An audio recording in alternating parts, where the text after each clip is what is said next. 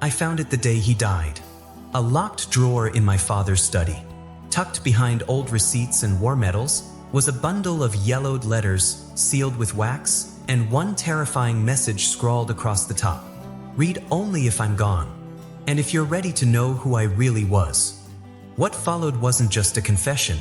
It was a map of lies, love, betrayal, and a missing child no one knew existed.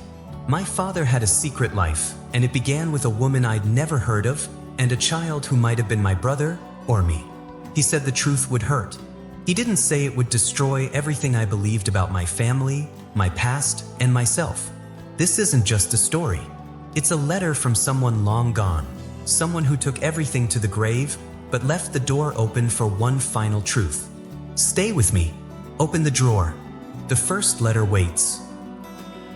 They say you really begin to grieve not when the funeral ends, not when the condolences fade, not even when you're alone in the house. It begins when you start touching the things they left behind. I hadn't cried at my father's funeral. I hadn't cried when we lowered him into the ground beneath the same elm tree that had once held my childhood swing. I stood there like a statue, as if grief hadn't found me yet. Maybe because I still hadn't opened the door to his study. It was his room, no one else's. A place forbidden by silence, guarded not by locks, but by glances. He used to sit in there for hours, always alone. The soft scrape of pen on paper, the low hiss of the old desk lamp, and the occasional whisper of a drawer sliding open. Those were the only signs he was alive in there. After the funeral, the relatives left, the casseroles cooled, and the house shrank with the absence of sound. I wandered through rooms that suddenly felt like strangers. Every photo frame stared at me like it knew more than I did. But it was the study door, half open now, that pulled me like a tide. The doorknob felt colder than it should have. I stepped inside. The scent of worn paper, old leather, and dust hit me like a forgotten memory. The desk stood where it always had, the same scuff marks on the floor from his chair, the same faded rug beneath his feet. The lamp still worked. Its soft glow wrapped the room in the same quiet intimacy I remembered from childhood, when I'd sneak glances from the hallway, watching his silhouette hunch over the desk. And then I saw it. A drawer. The bottom one. Thick, wooden, unassuming, but locked. Always locked. I stared at it longer than I meant to. Something about that drawer had haunted me for years, not in the way nightmares do, but like a song you keep humming without remembering where you first heard it. I knelt and tried the handle. Still locked. Of course.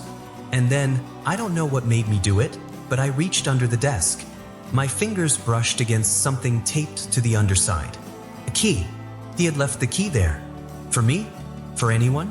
Or had he simply grown careless in the end? The key clicked into place like it had been waiting.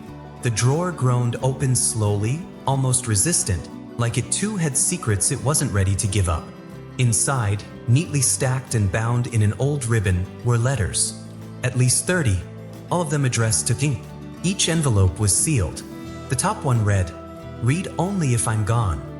I sat there on the floor, the drawer wide open, the letters breathing the air for the first time in what felt like decades. I didn't open the first one right away. I just stared at it. There was something terrifying about the weight of it in my hands. My father, the quiet man, the man of routine, of silence, of tea at 5 p.m. and bedtime at 9, had left behind a collection of thoughts he never said out loud. But why wait until after death? Why lock them away? I broke the seal on the first letter. His handwriting hadn't changed.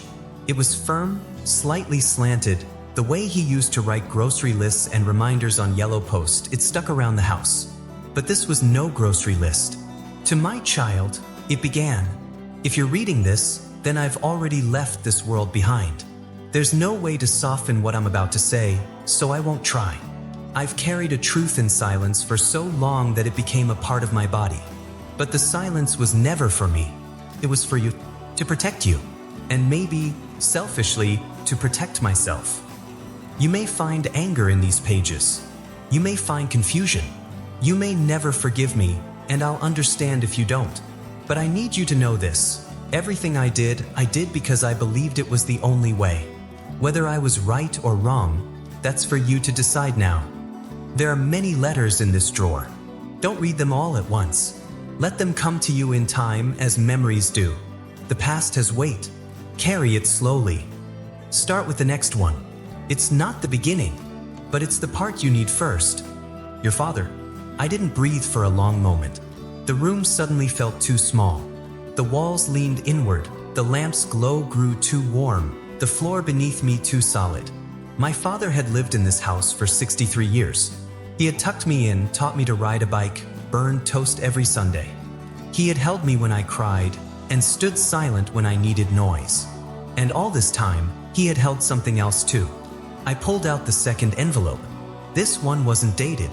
It had a single word written in cursive on the front. Clara. I stopped. Who was Clara? Not my mother. My mother's name was Helen. She had died of illness when I was 9. There were photos of her in every hallway, her smile soft and constant, like it had been framed with care. But I had never heard the name Clara in this house. Not once. The letter trembled in my hands. I opened it. Clara was the kind of woman you meet once in a lifetime, if the universe is feeling kind. We were 24.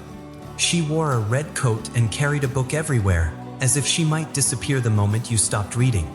I loved her before I understood what love cost.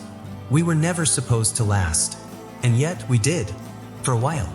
Long enough to taste what life could have been like if we'd had the courage. But courage wasn't something I had in abundance back then. She told me once that I looked at the world like a man counting down the hours. Maybe she was right. Maybe I was always waiting for something to go wrong. And one day it did. Your mother found out. I stopped reading. A heat rose in my chest, not anger, not sadness, something heavier, like the sudden realization that the world you knew had a second floor you never climbed.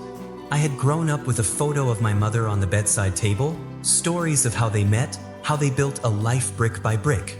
And yet here was this truth, this other life folded between pages and dust. Had Clara been his first love?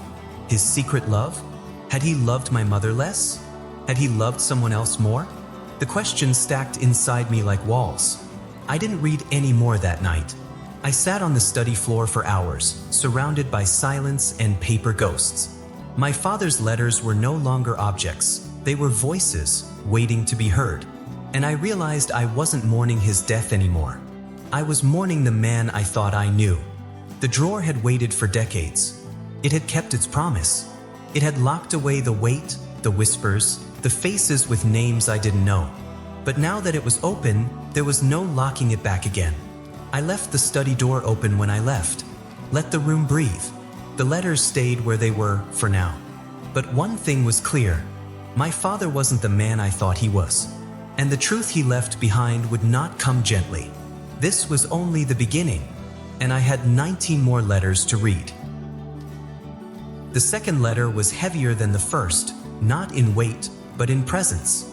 Its paper had yellowed slightly more, as if time itself had hesitated to touch it. The envelope felt thicker, stuffed not only with paper but with consequence. I remember holding it, not opening it for an hour. I just stared at the single, small sentence written on the front in his pen. Read this alone. Read it slowly. The room was already quiet, the house still, and I read it. If you are reading this, I am no longer alive, and neither is the man you thought I was. That was the first line. A sentence like a blade. It didn't feel like a metaphor. It didn't feel like poetic regret. It felt literal, immediate, final. I kept reading. My name, the one you've known me by all your life, is not the one I was born with. I suppose this is where I should start. Not with Clara, not with Helen, not even with you, but with myself. Because if I do not explain who I was, nothing that comes after will make sense to you. You have called me your father, and that much is true. But before I became the man who raised you, I was someone else entirely. Someone I buried long ago. My birth name was Julian Arlen Shore, a name erased by fire, both figurative and real. I was born in a town you've never heard of, raised by people whose faces I can barely recall. At 23, I vanished from that life, and I never went back. I blinked hard, as if the words might reshape themselves if I looked away. My father, not Robert Miller, Not the steady, stable man whose name echoed through childhood memories, not the man who wore the same brown overcoat every winter and paid bills on time, but Julian Arlenshore? It was a name that didn't belong to the man in our family photos. It belonged to someone I had never met. But the letter didn't pause for shock. It continued, like a storm too old to slow down. There are crimes and then there are mistakes. I mean both. I didn't kill anyone, if that's where your thoughts have run. But I betrayed something sacred, and that kind of betrayal leaves a mark the law can't trace. There was a woman. Her name was Marianne. We were engaged. We were young. She was bright and brilliant and broken in all the ways that made me feel needed. She trusted me with everything, and I destroyed it all. I lied to her about a debt, a large one. I forged her signature to cover it, gambling I could fix it before it caught up with us. But truth doesn't stay buried. It rises slowly, like rot. When she found out, she didn't scream. She didn't cry. She just looked at me and said, "You've burned our whole life down." And I knew she was right. I could feel the guilt in his words years after they were written. Guilt doesn't age. It just settles deeper into the bones. The letter detailed how he fled, changed his name, disappeared, cut every tie that had once anchored him to who he had been. Julian Arlenshore vanished, and Robert Miller emerged. A clean name, a blank page. But blood still stains, no matter the signature. I came to this city with nothing. Slept in train stations, took odd jobs, changed accents like coats. I built Robert Miller piece by piece, like a man afraid of being found out. And then I met Helen. She didn't ask questions. Maybe because she had her own. Maybe because she saw the fracture in me and thought she could seal it with kindness. We married quietly. She never pressed for family visits. I never offered. I told her once that my parents died in a fire. It wasn't completely a lie. My past burned itself down, even if the flames weren't literal. But the truth was, I chose to let Julian die. And I became the man you knew, or thought you knew. I stopped reading then. My mouth was dry. The light from the window had shifted, shadows stretching across the wooden floor like reaching fingers. This wasn't a twist. This wasn't fiction. This was my father's truth, and my own identity shaking beneath it. Because what do you do when your foundation cracks? When the name you've spoken your entire life, father, dad, protector, reveals itself to be a mask. I picked the letter back up. When Helen got sick, I stayed strong for you. But inside, I panicked. I was sure my past would catch up, that someone would knock on our door and call out my real name. But no one ever did. That was its own curse in time. You see, I thought by changing my name, I could escape who I was. But names are not the only things that define us. What we hide, that becomes our true identity. That's why I kept the drawer locked. That's why I left these letters. Because you deserve to know that your father was a liar. A man who fled a ruined life and built another, brick by trembling brick. But in that second life, in the version I stitched from silence and hope, something real happened. You. I stared at that line. You. A single word that somehow held more weight than all the guilt and secrets that came before it. I had been born from a lie. But I was not the lie. That distinction suddenly mattered more than I could explain. I could feel his voice changing, the tone shifting not to defense, but confession. You were the one thing I never deserved, and the only thing that made me want to stay invisible. I didn't want the world to know me because I feared it would take me from you. I feared you'd look at me one day and see through the name, through the stories, through the man I pretended to be. But there's a cruel truth that follows silence. It accumulates. It builds in corners, and eventually, it grows too loud to ignore. That's why, toward the end, I started writing these letters. I couldn't die without telling you. I couldn't leave without showing you the ruin I came from and the love I tried to build from its ashes. It was the most honest thing I had ever read. The man I thought I knew had been hiding a name, a history, a fracture so deep it had split his soul in two. Yet he had loved. He had held on. He had stayed. There was something noble in that. And something tragic, too. He didn't want to be forgiven. He just wanted to be known. And maybe that was the most human thing of all. You're wondering now what else I've hidden. That's fair. There are more letters.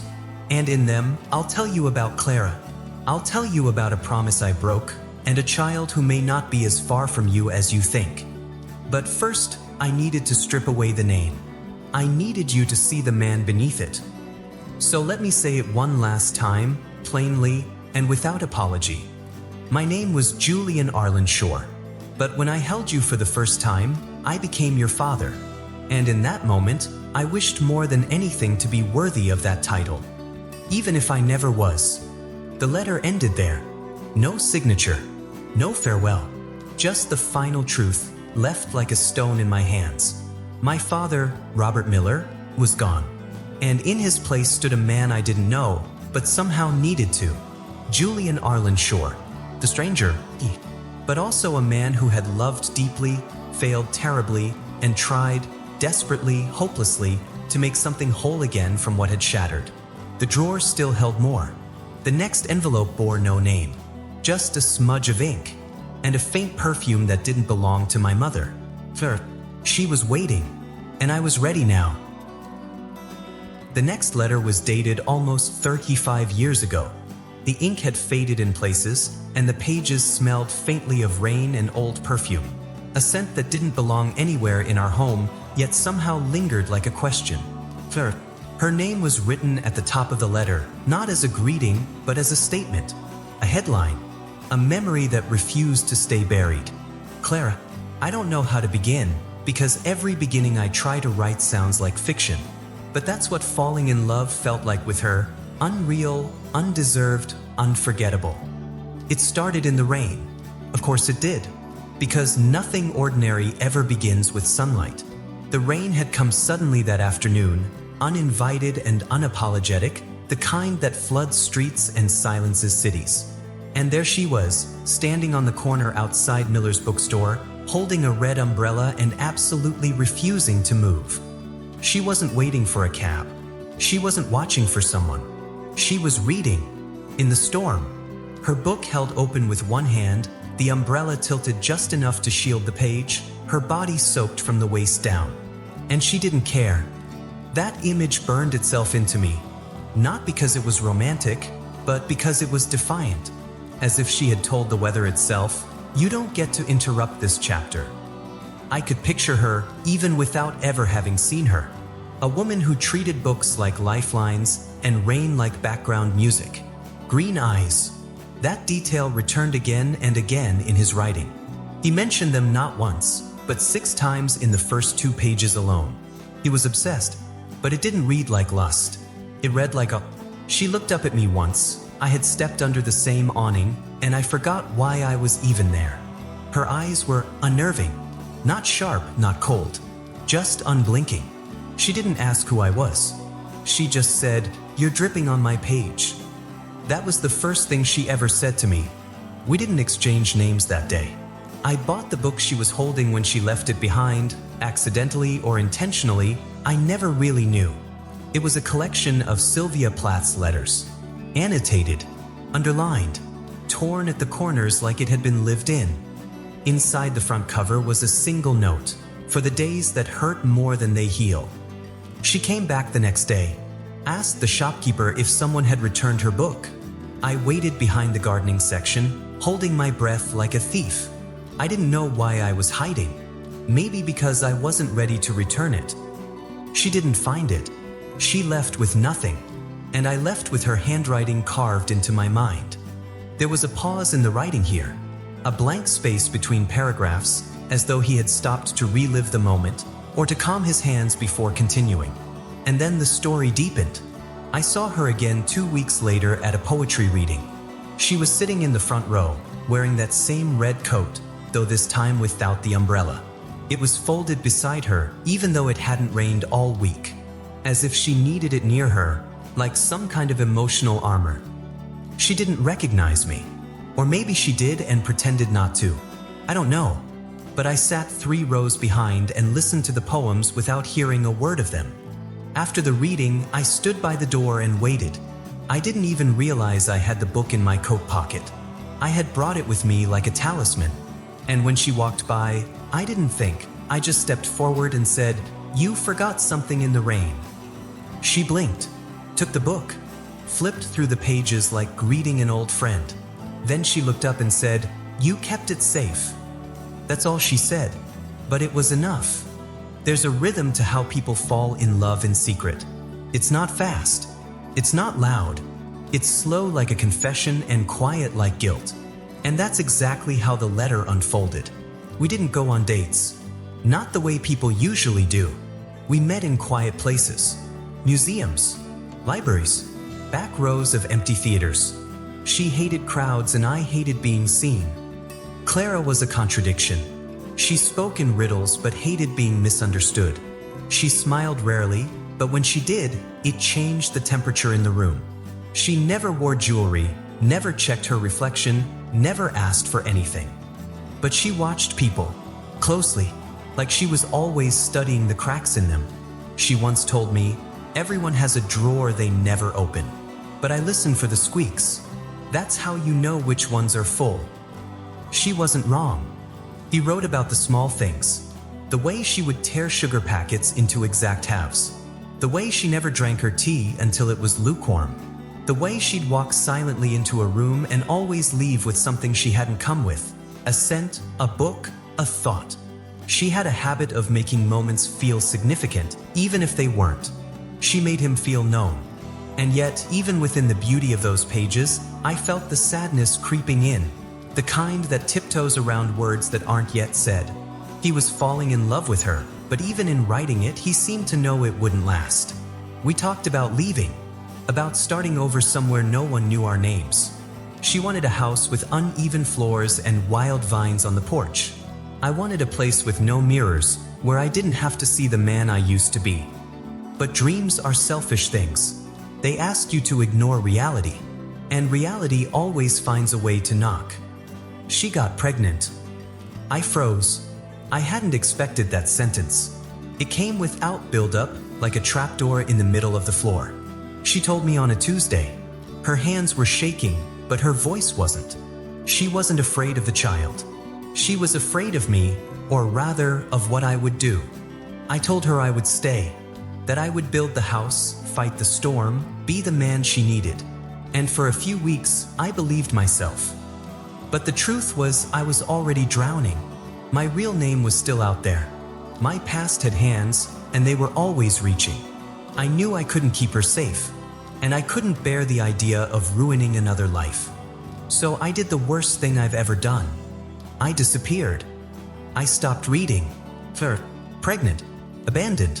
My father, or the man I knew as my father, had fled not just once, but again. This time from love, from life, from responsibility. Had he abandoned a child? Had I? I didn't let the thought finish. The answer was likely still buried in the drawer. But I wasn't ready yet. I returned to the letter. I told myself I was protecting her, that my silence was mercy, that leaving was kindness. But those are the lies cowards tell themselves to sleep at night. I left her a note. One sentence. "Don't look for me. You're better off not knowing." I never saw her again. And then a final line, one that landed like a whisper that somehow deafens. If there is a God, I hope she found someone who deserved her, because I never did. There was nothing more. No signature, no date, just the red thread of a love story unfinished, unraveling across time, across silence, across generations. My hands were shaking now. The woman with the green eyes and red umbrella had once held my father's heart. And maybe, just maybe, she had carried something else too. A child, a piece of him, a piece of me. And the next letter, I knew, would either break the silence forever or bury it deeper. Some letters bleed before they're read. You don't even need to open them to know there's heartbreak inside. This one was like that. The seal looked older than the others.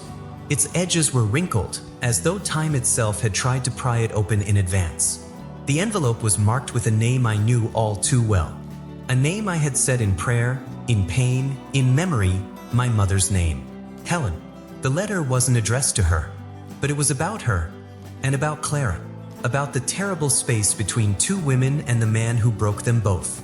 I've heard it said that you can only love one person at a time. that real love, true love, cannot be shared. But I lived a life where that wasn't true, or at least not simple. I loved two women, one with the fire that consumes and the other with the warmth that stays. Clara was the first, the one I burned for, but Helen was the one I owed. And there lies the cruel truth. Love, when tangled with obligation, becomes something else entirely. It becomes sacrifice.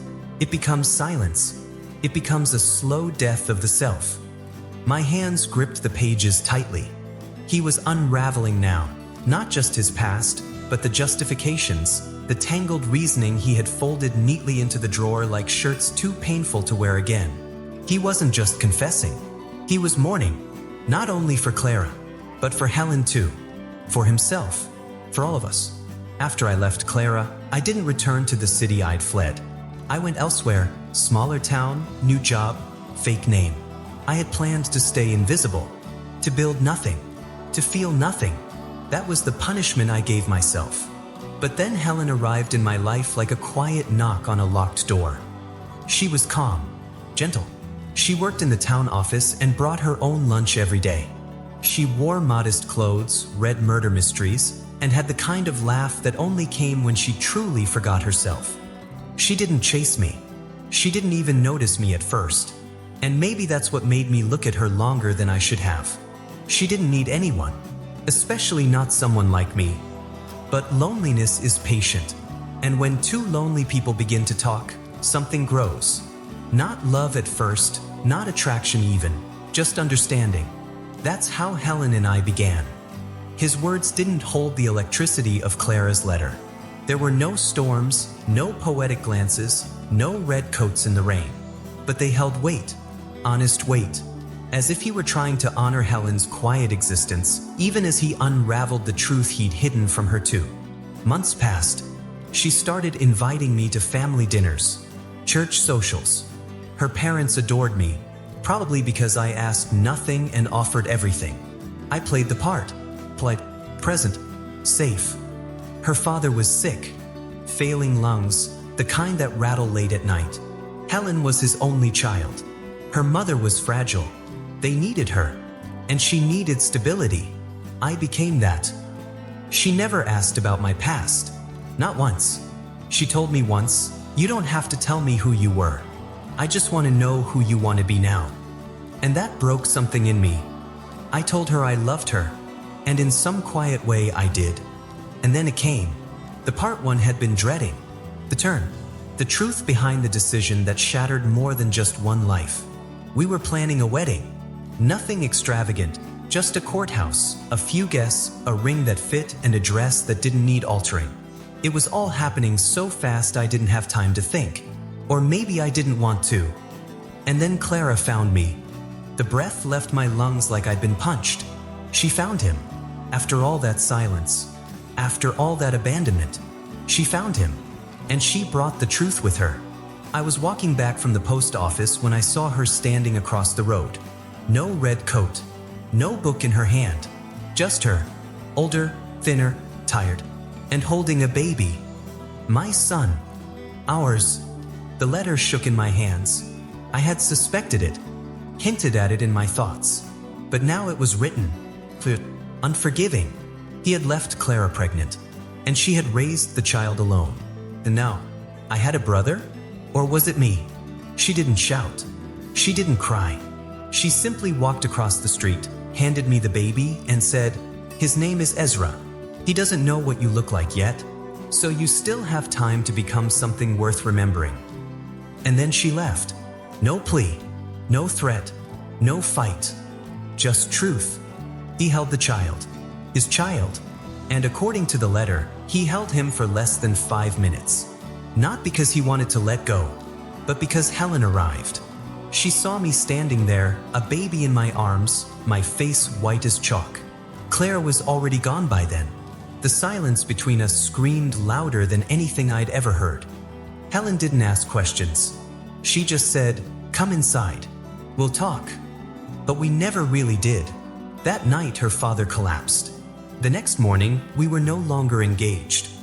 We were married. I stopped reading. Not because I didn't want to know more, but because I needed to breathe. This wasn't just a love triangle. It was a tragedy in slow motion, a chain of decisions forged in guilt and sealed in silence. He had chosen Helen, not out of love, but out of obligation, because her father was dying, because she needed someone to stay, because he couldn't bring himself to destroy another life.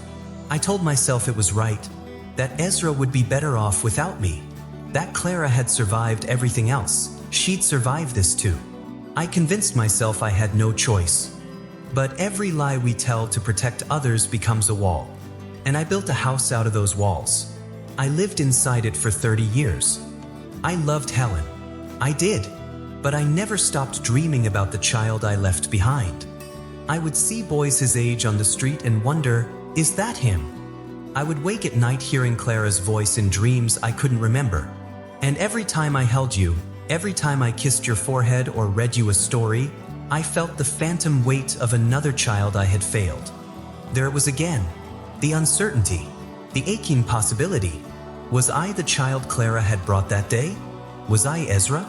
Had Helen raised me as her own? Or had my father truly walked away from Clara's child and built a second family from the wreckage? The letter didn't say, not yet. If you are Ezra, I hope you'll forgive me for being a ghost in your life. If you're not, then you still deserve to know that your father once stood in the rain holding a child he helped create and made the worst choice of his life. I didn't choose Clara, and that decision has haunted me every single day. I buried that love. I buried that child. I buried that name. But the ground always remembers. The last page was wet at the corner. I don't know if it was from tears or time, but the words blurred just slightly, and I could still make out the final line. I loved two women, but only one ever knew the truth. Silence. That was all that followed. Not in the house, but in me. Silence so loud it pressed against my ribs, knotted behind my eyes, settled in my throat like a stone I couldn't swallow. My mother had lived and died without ever knowing she was chosen only after someone else had been left behind. Clara had been left with a child and no answers. I still didn't know which woman had given me life. The truth was tangled, but the next letter held a name. Not mine, but the boy's, Ezra. And the answers I knew were coming, whether I was ready or not. I found it folded differently. It wasn't sealed like the others. It wasn't marked with a date. There was no address, no salutation, no goodbye. It was tucked between two other envelopes, almost as if it had been placed there at the last second. Maybe out of hesitation, maybe out of fear.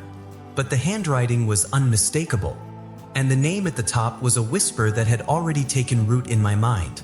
Fleur. This wasn't part of the original set. It hadn't been meant for my eyes. Maybe it hadn't even been meant to survive. But it had. And once I unfolded it, I understood why it was never sent. Clara, I don't know what I hope to gain by writing this. You'll never read it. You shouldn't. You've already carried more than I had the right to leave you with. But I can't keep this in my chest anymore. The words are louder than my heartbeat now. And if I don't put them down, they'll bury me before time does. I want to say I'm sorry, but I know that's not enough. I want to say I made a mistake, but that makes it sound like I tripped, like I didn't choose it. But I did. I chose to walk away. Chose to let you carry our son alone. Chose silence over truth. But I didn't stop loving you. Not for 1 second. I paused. Every word pulsed with agony. Not crafted, not poetic. Just torn straight from something raw and infected, like a wound finally left open to breathe. He had written this from the pit of his regret, and it bled on the page. The day you found me, standing in that street, holding Ezra, I knew what I should have done. I should have followed you. I should have thrown my whole life into the fire and walked through it to be where you were. But instead, I stood still. Helen saw us. She saw the child. And she said nothing. She just turned around, walked home, and waited for me to decide what kind of man I would be. And I chose wrong again. I married her not because I loved her more than you, but because I believed that after what I'd done, I no longer deserved you, or him, or the dream we'd built together under that red umbrella in the rain. I could feel the weight of his shame like it was my own. I pictured him alone in some dim room, hands shaking, writing lines he'd never dare send. Not because he didn't care, but because he cared too much to let her see what he'd become. You always said I was good at vanishing. You used to joke that I could become invisible in a crowd. But I wasn't disappearing from the world, Clara. I was disappearing from myself. I wore the name Robert Miller like a costume. It gave me a quiet life. A life without you. A life without him. And every day I stayed inside that name, I became a little less human. Sometimes I would see children with curls like his, or hear a laugh that sounded too much like yours. And for a moment, I'd believe you were near, that maybe you hadn't given up on me. But you did, and you should have. There was a break in the paragraph, a crease in the paper like it had been clutched tightly. I imagined him reading the letter again and again, over years, never able to finish it, never able to burn it either. And then he began to write about the secret, one that hadn't been mentioned in any of the previous letters. There is something I never told you. Not when we were in love. Not when you told me you were pregnant. Not even when you stood just feet away from me, holding our son in your arms. It's about my brother. My heart jolted. Up until now, his brother had been mentioned in fragments. A shadow, a figure, an echo in the background of his life. But now, he was at the center of it. His name was Samuel. 3 years older than me. A veteran. A bitter man, molded by war and silence. We weren't close. Not anymore. But when I disappeared the first time, when I fled Marianne, my past, everything, I went to him. He was living off the grid then, in a rundown farmhouse far from anyone who knew his name. And I stayed there for a month, hiding from the world, from myself. That's where I wrote you that first letter, the one I tore up. He asked me about you, about the baby, about whether I'd go back. I told him I didn't know, that I didn't think I was strong enough. And he said something that still haunts me. He said, "If you're too much of a coward to be a father, I'll do it for you." The silence that followed in the letter felt like thunder. I read on. At the time, I thought he was joking, or angry, or drunk, maybe all three. But the day after I left, I received a postcard with no return address. It had one sentence on it, "The boy is safe now." I didn't understand. I thought you had gone back home, that your parents were helping you, that you were surrounded by people who loved you. But then I started to wonder, what if Samuel found you? What if he took Ezra? What if the reason you never tried to reach me again was because you didn't know where your son had gone either? My breath caught in my throat. Had Claire lost him? Had my father's brother, my uncle, taken the child? Had my father suspected it for decades but said nothing? The letter didn't have the answers. Only more questions. More guilt. More pain. I've searched. Quietly. Carefully. Under aliases and with fear wrapped around my spine. But I never found Samuel. Never found Ezra. Only rumors. Whispers. Dead ends. And so I kept living.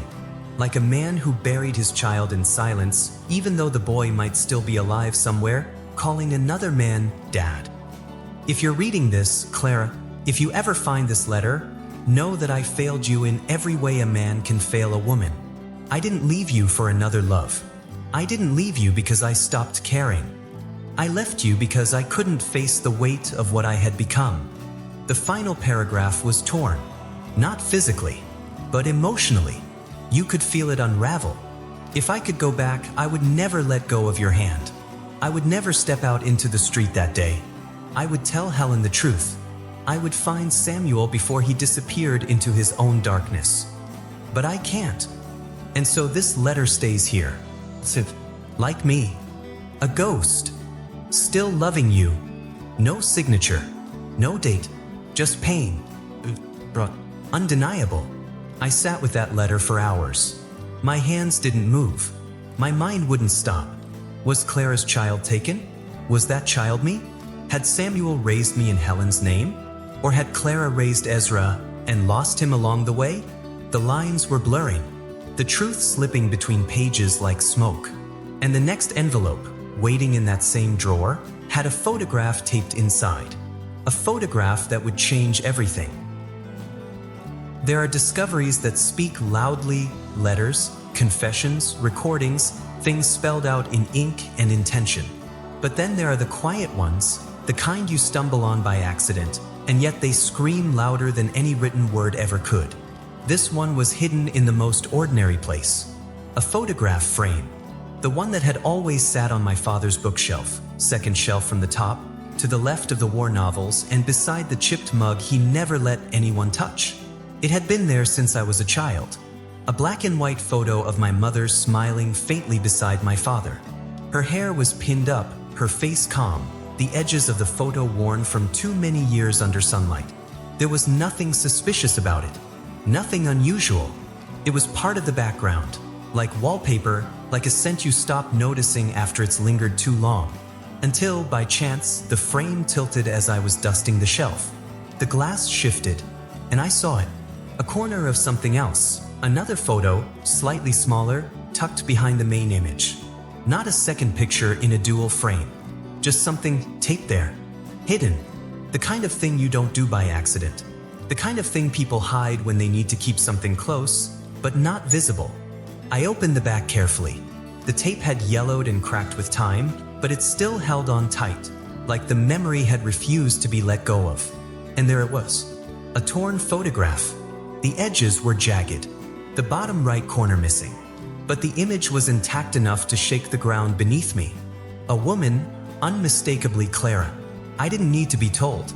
The green eyes stared directly into the camera, their colors somehow shining through the black and white. Her face was sharper than I imagined, full of strength and softness wrapped together. She held a baby in her arms, cradled close, almost protectively, and the child had my eyes. Not similar, not close, but exactly. Even as an infant, the curve of the lips, the angle of the jaw, the slight indent on the chin, it was like staring into a reflection blurred only by time. It was me, or someone who looked so much like me, the distinction didn't matter. My knees weakened. I didn't sit down.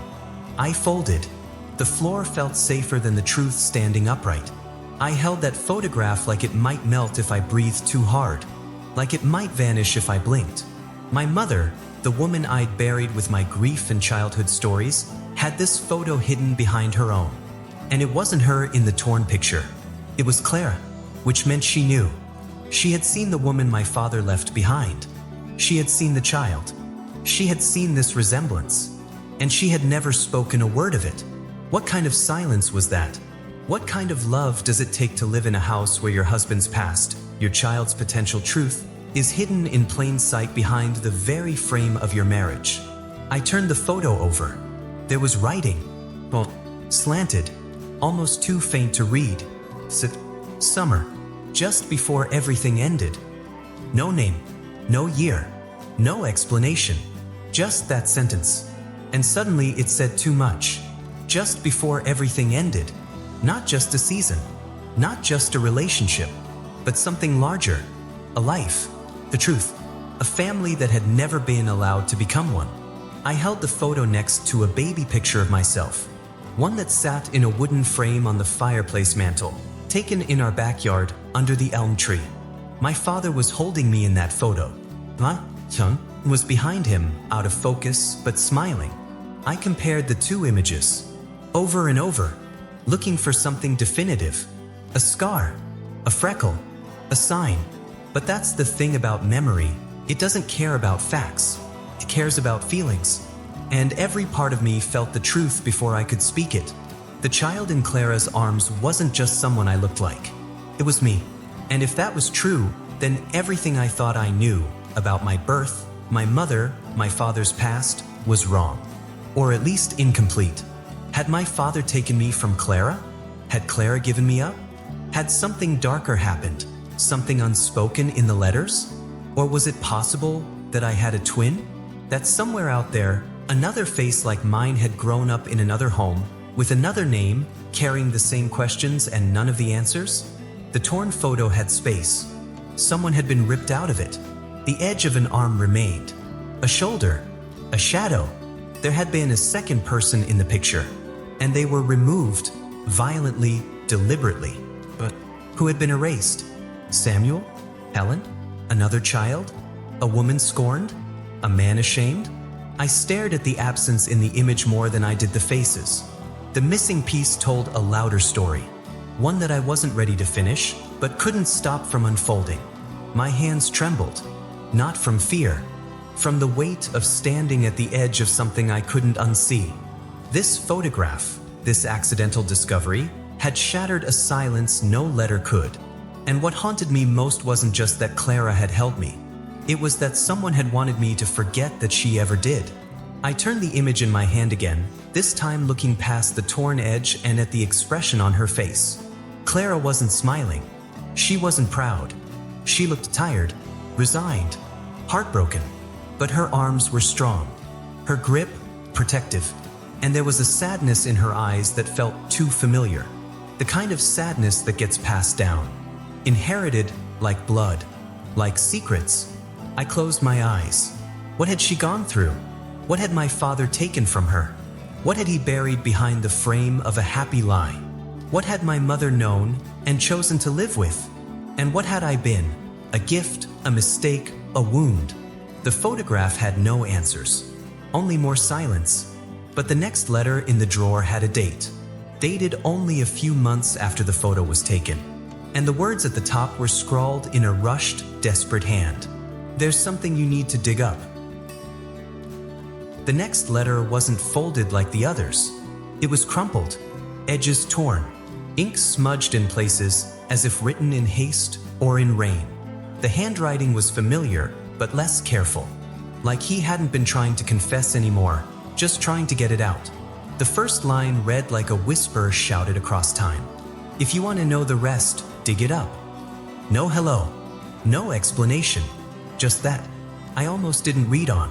It felt like something sacred and dangerous at once, like opening it would pull something old and buried back into the light, whether I was ready or not. But I kept reading. Behind the old family cabin, there's a row of birch trees near the edge of the woods. You'll find a rusted horseshoe nailed to one of them. 15 steps west from there, there's a rock shaped like a heart. I buried it beneath that. A box. Tin. Heavy. Wrapped in canvas and regret. Inside is the truth I couldn't speak. Not even to Helen. Not even to myself. This is the truth that screamed in my bones while I played the role of father, husband, man. This is the truth I tried to forget and failed. Over and over. The photo you found, you already know what it means. You've seen the eyes. You've seen the resemblance. But that isn't the full story. The photo is from the day she came to say goodbye. Clara. She held you one last time, and then she walked away from both of us. My hands froze on the paper. It was me. There was no more doubt. The letter didn't leave space for it anymore. Clara was my mother, not Helen, and I had been told the opposite my entire life. He had lied. She had lied. And now I had to face what those lies had cost. I buried the box because I couldn't carry the weight of it anymore. There are things inside it that answer the questions I'm too weak to say out loud. Legal documents, letters, a lock of hair, a photograph I tore in half the night I realized what I had done. I buried it the night after Clara left. Alone, no moon, just dirt and guilt. I remember shaking as I dug, not from cold, from shame. I never planned to tell you. I thought I'd take it to the grave, but the grave came early. My body is failing faster than I expected, and I couldn't leave without at least giving you the chance to uncover what I hid. You may hate me after you see what's inside. I deserve that, but if there's even the smallest part of you that still wants the whole truth, go to the cabin. Dig. The letter ended with a line I couldn't ignore. Your name is not the one they gave you. It hit like thunder in a silent sky. What name? What truth? What version of myself had I been living? The cabin he mentioned wasn't far. A few hours by car. We hadn't been there since Helen died. My father stopped going altogether. He said it was too quiet, too empty. I think now I understand what he meant. That kind of silence doesn't come from peace. It comes from ghosts. I left that night. No suitcase. No preparation. Just the letter in my pocket the torn photograph in my jacket, and the storm already starting to stir inside me. The road twisted like memory. Every mile peeled away more of what I thought I knew. By the time I reached the cabin, dawn had only just begun bleeding into the trees. The birch trees were still there, taller now, more brittle, but one of them still had that rusted horseshoe nailed into its trunk.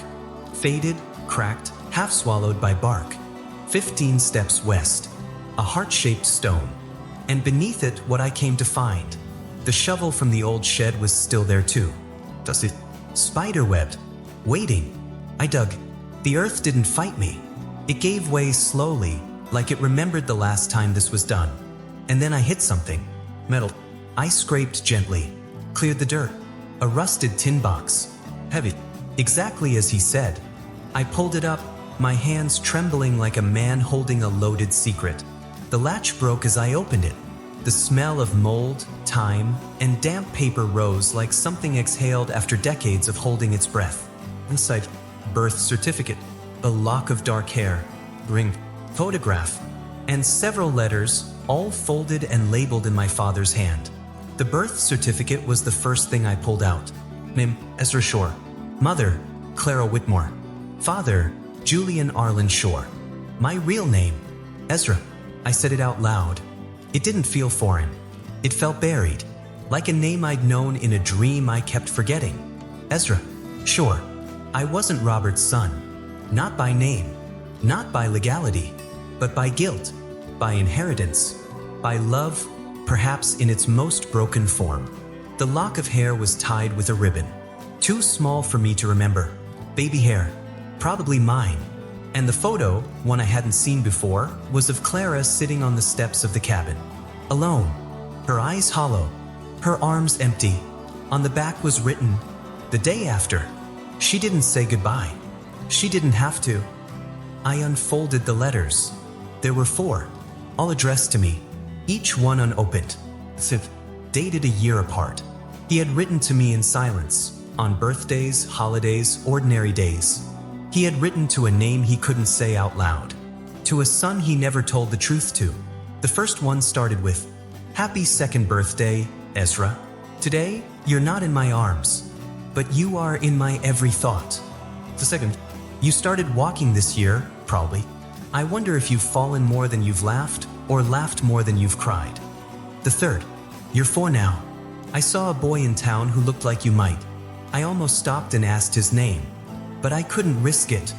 The fourth, "You're 5. I don't know if you still remember me. Maybe that's a gift."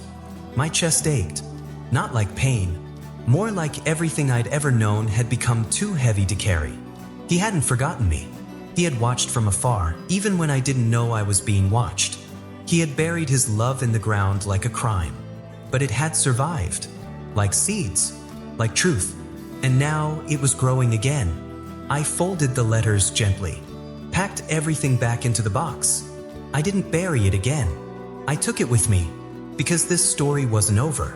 If this was the truth he had hidden, then someone else had helped him keep it buried.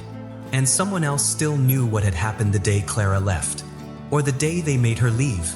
The next letter in the drawer was marked in red ink. Hospital records. Room 23. St. Anselm's. Another location. Another secret, another piece of my stolen name. It started to rain before I even reached the woods again. A cold, steady drizzle that didn't shout, just whispered, like it knew what I was about to do and wanted to mourn it in advance. I hadn't planned to come back so soon. I thought I needed time, space, distance, anything to process the truth I had just dug from the soil of my father's past. But that's the thing about secrets. Once they're uncovered, they demand more. They don't wait for you to feel ready. They don't care how much sleep you've lost. They only want one thing, to be found. The box I had taken home was still open on the kitchen table, birth certificate, torn photos, letters all laid out like evidence in a crime scene I wasn't sure I was ready to investigate. But there had been something else. A folded note tucked deep in the lining of the tin. It simply read, "Not everything fit. The rest is still buried. Cabin. Same woods. You'll know where." I didn't ask how I'd know. I just did. Some truths live in blood. They don't need directions. And so I drove again, through towns that didn't know me, past landmarks that had forgotten, and back to the cabin, not as a place of rest, but as a confession booth built by trees and time. The soil was still soft from the first digging, but this time I didn't go back to the heart-shaped rock or the horseshoe birch. I wandered. Something pulled me left. I found it near the stream, a patch of earth darker than the rest, as if it hadn't settled right, as if something underneath still breathed. I dropped to my knees, the rain now heavier, cold streaks down the back of my neck. I didn't care. I dug with my hands at first, fingernails catching against roots, mud staining my wrists, and then I hit it, not metal this time, but something soft, resistant, wrapped in something slick. Oilskin. He had used oilskin to protect it. The box was longer, flatter than the first, taped tight, mud caked around the edges. It took me 10 minutes just to cut the tape, and when I opened it, my breath locked in my chest. Inside were more letters, but not all from him. Some were in Clara's handwriting. Some were newspaper clippings, fragile, browned with age. One was a printed DNA test, folded, unread. I started with the clippings. They weren't random. They all featured headlines about a woman named Clara Whitmore. One article was a profile. Single mother builds community garden to feed neighbors. Another was far darker. Local woman reports missing infant. Police dismiss claim as custody confusion. And another, Whitmore leaves town amid mystery. I'll never stop looking, she tells reporter. I read every line like a child learning to read all over again. In one, she was described as determined but unstable. In another, a neighbor called her haunted. And in one devastating quote, she said, "They told me the baby died, but I held him. I know what I felt. I know what I lost." My heart shattered open. My father hadn't just lied to me. He hadn't just taken me. He had told Clara I had died, and the world had let her believe it. The ground felt cold beneath me, but it wasn't from the rain. It was the weight of it, the cruelty, the scale. He had erased her motherhood with a sentence, and the world had nodded along. I unfolded the DNA test. There were 3 names on it.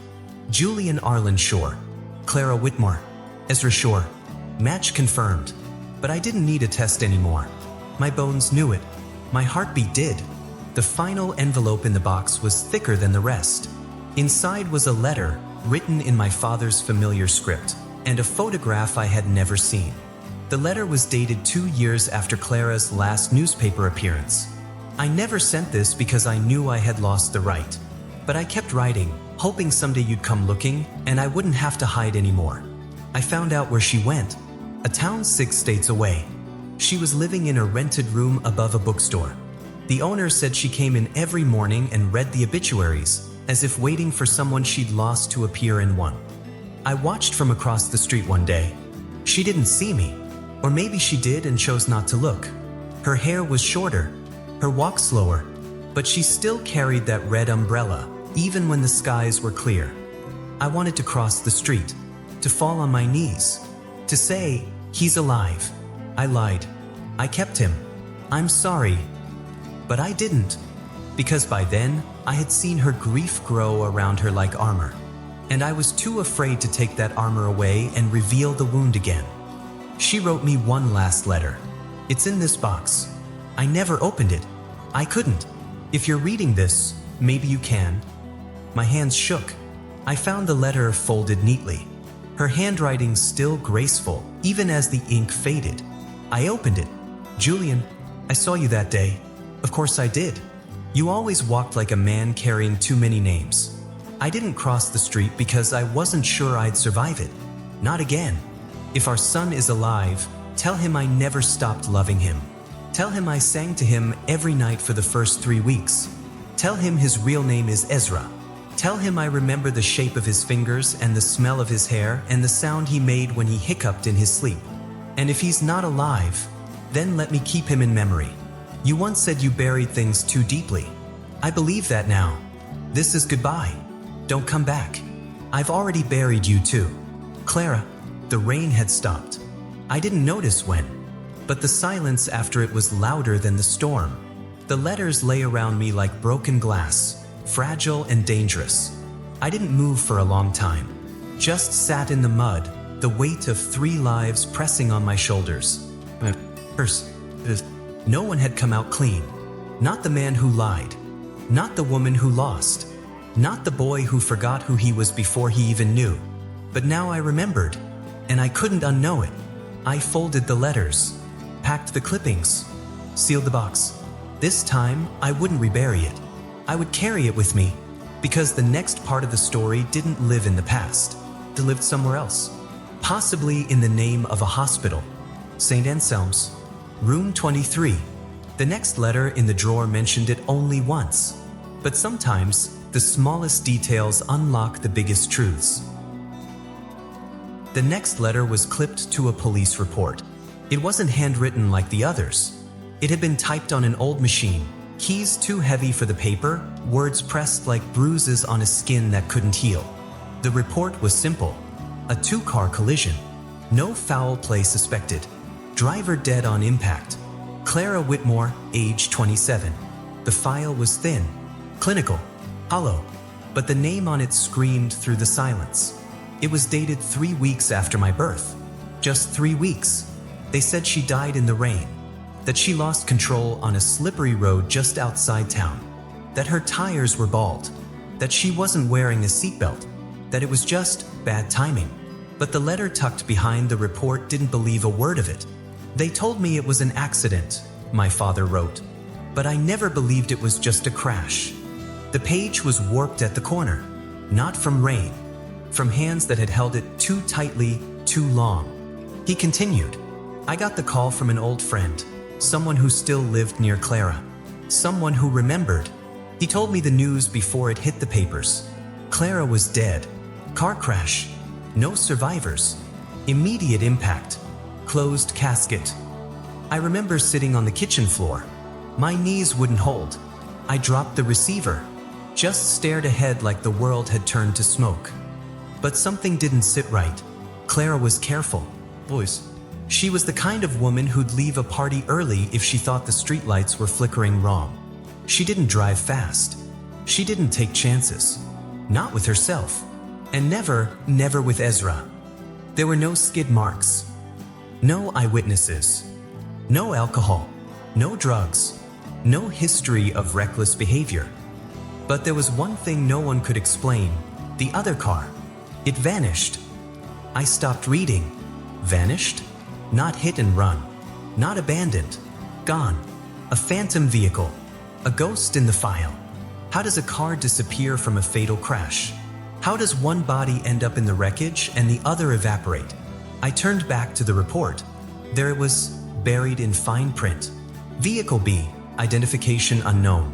Believed to have left the scene prior to emergency response arrival. Investigation closed pending further evidence. Quote, like a door slammed shut in the dark. I asked questions. The letter continued. I called the department. I spoke with the officer on duty. He told me she was probably distraught, that single mothers under pressure sometimes made mistakes. He called it a tragedy, but I heard the pause in his voice, the hesitation. I knew that pause. I lived inside it for years. Someone forced that crash. I would stake my soul on it. But I had no proof, no photos, no camera footage, just the absence of answers. And by the time I got to the hospital, they wouldn't even let me see her. Not because I wasn't family, but because they said her body was too damaged. Too damaged for what? For truth? For mourning? Or for recognition? I clenched the letter tighter. This wasn't a car accident anymore. This was a burial with no dirt. A silencing. A disappearance staged like fate but written by human hands.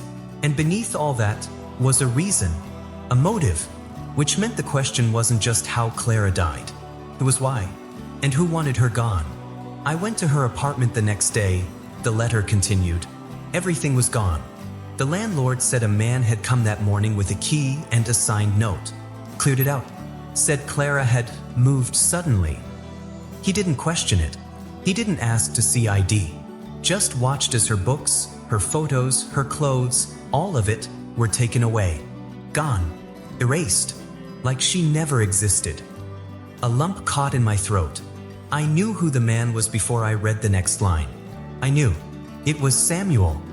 He left behind one thing. A sheet of paper, folded in the kitchen drawer. 6 words, printed in all caps.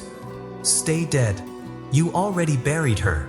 My chest turned to ice. Samuel, my father's brother. The one who once said, "If you can't be a father, I'll do it for you."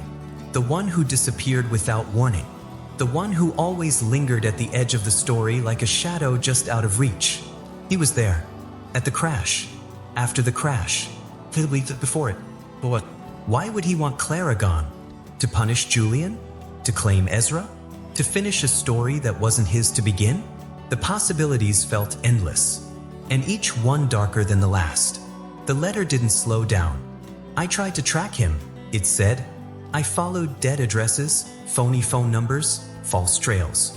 Every time I got close, the door would vanish. People would forget his face. Documents would be misplaced. He was good at disappearing. He always had been. But there was one thing he couldn't erase, a receipt.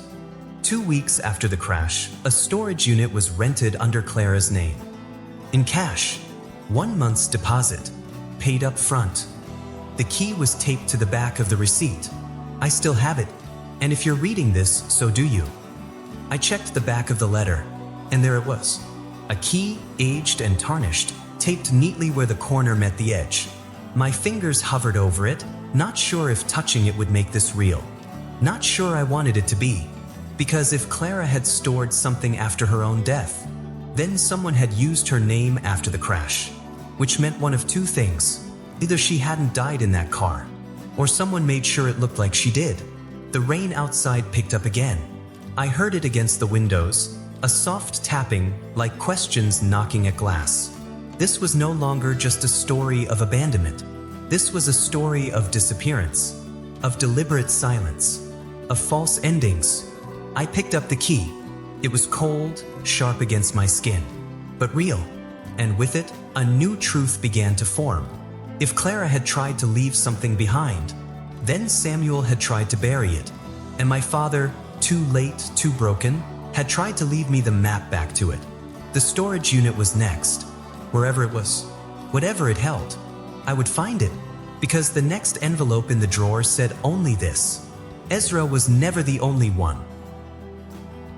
The next envelope in the drawer was thinner than the rest, but it held more weight than I expected. No date, no name on the front, just a single word scrawled in the corner like an afterthought. Watcher.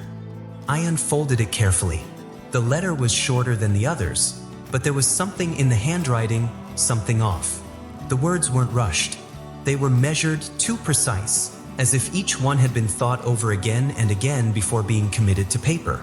And yet there was a tremor in the lines, a hesitation in the spacing, and it began not with a memory, but a man.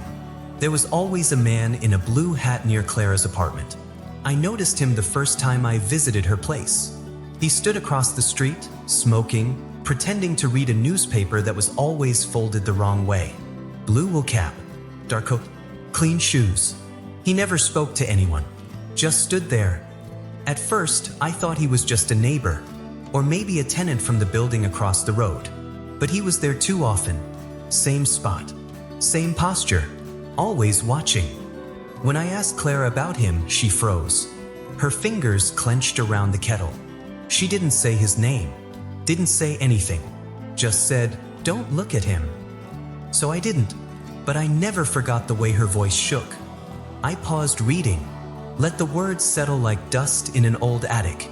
Every family has its ghosts, every story, its shadow. But this was different. This was a man made of flesh and silence. I saw him again the night Clara told me she was pregnant. He was closer that time, leaning against the alley wall like he belonged to the bricks. I stared at him, bold this time, hoping he'd flinch, react, anything. He didn't, just tipped the brim of his cap slightly, like a nod, or a warning. Clara didn't open the door that night until he left. I never saw him speak to her. never saw him follow her, but she always looked behind her before stepping outside. I asked if he was someone from her past, someone she owed or feared. She said, "He works for people who think the past is a threat." I didn't understand. Not then. I read the line again and again. He works for people who think the past is a threat. Was he watching her? Or the child? Who hired a man to haunt a sidewalk? What? I flipped to the next page. There was only one, but the final paragraph sent a chill down my spine. I didn't see him again until my wedding day. He stood in the back of the church, not dressed for the occasion, still wearing that same blue cap. No one else noticed, not even Helen, but I did. And this time, he looked at you. You were barely 2 years old, sitting in the pew beside your mother. You giggled during the vows. Everyone laughed, except him. He didn't smile, didn't blink, just nodded once, and walked out before we said, "I do." I didn't go after him, because I understood then. He wasn't watching Clara anymore. He was watching the child she left behind. I let the page fall to the floor. The room around me had gone still, as if the air itself had stopped to listen. That man had crossed a line, from Clara's past into my future, from the story my father tried to leave behind, into the life I was still living. And I didn't even know his name. Was he the reason Clara lived in fear? Was he the reason she ran? Was he the reason she died? I stood up, walked to the mirror, stared at my own face. I was tired, not from lack of sleep, but from carrying a truth that seemed to multiply with every turn of a page. A truth that had eyes in every direction, past, present, and the one I hadn't lived yet. I remembered a photograph I once found as a teenager, a candid from the wedding. Helen in a cream-colored dress. My father, thinner than I remembered. And in the background, a blur. A figure just slightly turned, barely visible. Blue wool cap. I hadn't thought anything of it then. But now, it stared back like a secret that had been waving the whole time.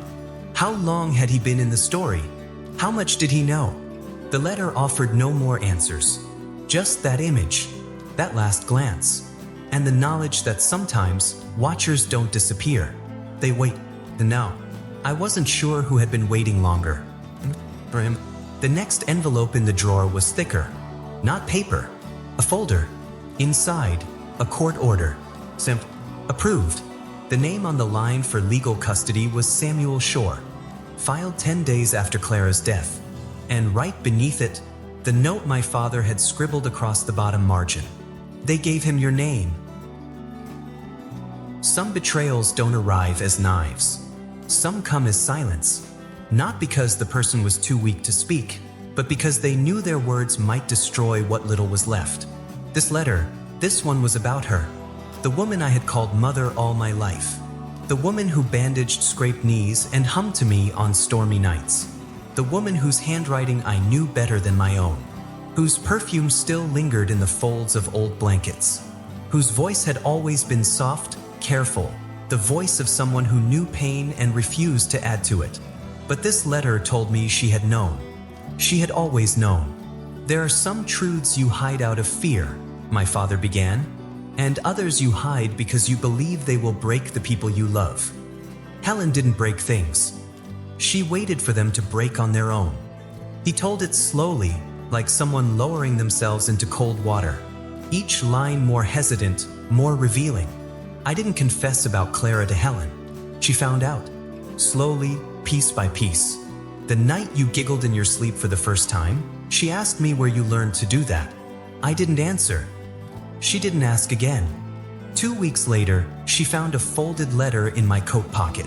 It wasn't hidden well. I think, deep down, I wanted her to see it. I wanted the pain to be shared. The letter was from Clara. A single line, "He has your eyes. He's growing." I closed my eyes and imagined Helen standing in the kitchen, holding that letter, her hands trembling not from shock, but confirmation. The man she married wasn't just broken. He was someone else entirely, and the child she called her own wasn't. At least, not in the way the world expected. She didn't confront me right away. That was never her way. She let the truth rot in silence, as if doing so might make it disappear. But silence doesn't erase anything. It only amplifies it. Months passed, and then one night she asked, "What do we tell him when he starts asking?" I said, "We tell him he was wanted." She stared at me for a long time and said, "That doesn't mean he was born in love." We didn't speak again for 3 days. The pain in those lines wasn't explosive. It was quiet, measured, familiar. The kind of pain two people carry together when they don't know how to let go and are too afraid to admit they've already lost each other.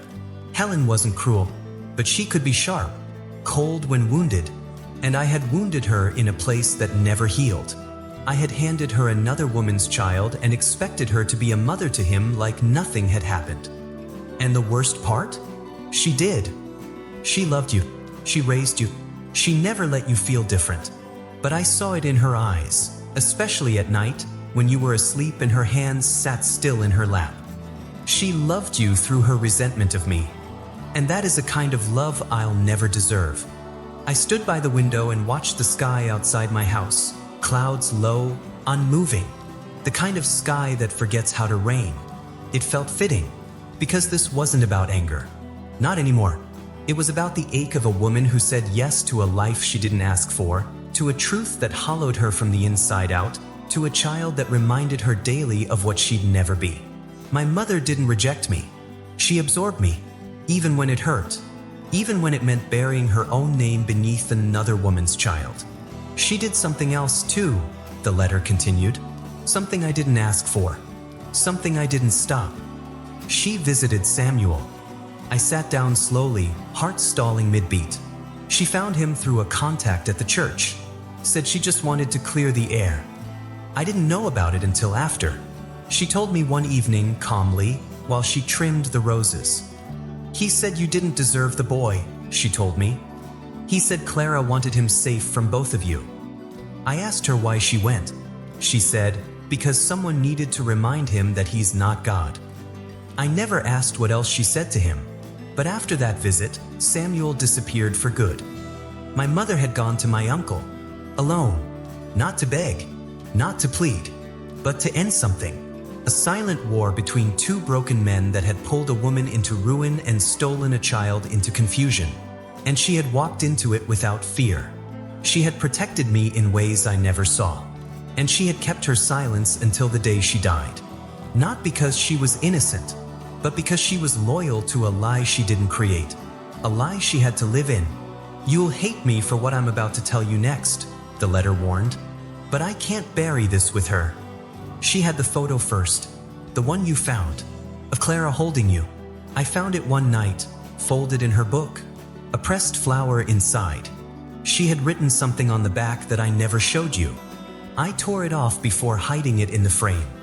It said, "If he forgets me, let him remember the arms that loved him first." I felt something crack behind my ribs. Not a tear, not a sob, just something old and permanent, finally breaking loose. I had grown up with one mother's name on my lips and another's blood in my veins. And the woman who raised me knew it every day. Every lullaby, every scraped knee, every report card and fever and bedtime story, all offered with a kind of love that hurt her more than it healed. And still, she never let it show. Until now. Until this letter from the man who destroyed her. The man she stayed with. The man who watched her fall silent and mistook it for peace. "When she died," he wrote, "I sat alone in the hospital room. You were with the nurse down the hall. I held her hand. She whispered something before she went. She said, 'Tell him the truth, or he'll carry the lie like we did.' I nodded. I said I would. And then I didn't. I'm telling you now. Too late, too cowardly, too tired, but still telling you." The letter ended without signature, just white space, and the sound of everything that had never been said. I folded it, not because I was finished with it, but because I couldn't hold it anymore. There were no villains here, only broken people making impossible choices. But my mother's silence wasn't innocence. It was sacrifice. And I would carry that now, along with all the names that never made it to my birth certificate. Ezra, son of Clara, raised by Helen. betrayed by Julian, watched by Samuel, but still here, still searching. The next letter in the drawer had no words on the outside, only a fingerprint smeared across the front in ink, and inside a map, not a drawn one, a hospital floor plan. Room 23 circled in red, St. Anselm's, where all beginnings and endings waited. It wasn't a letter this time. It was a file, clipped, official looking, heavier than paper should be. The folder wasn't labeled on the front, but inside was the kind of documentation no child is ever supposed to see. Birth records, dated, but the signatures didn't match, and the names weren't mine. Not exactly. There were 2 certificates, issued within 24 hours of each other.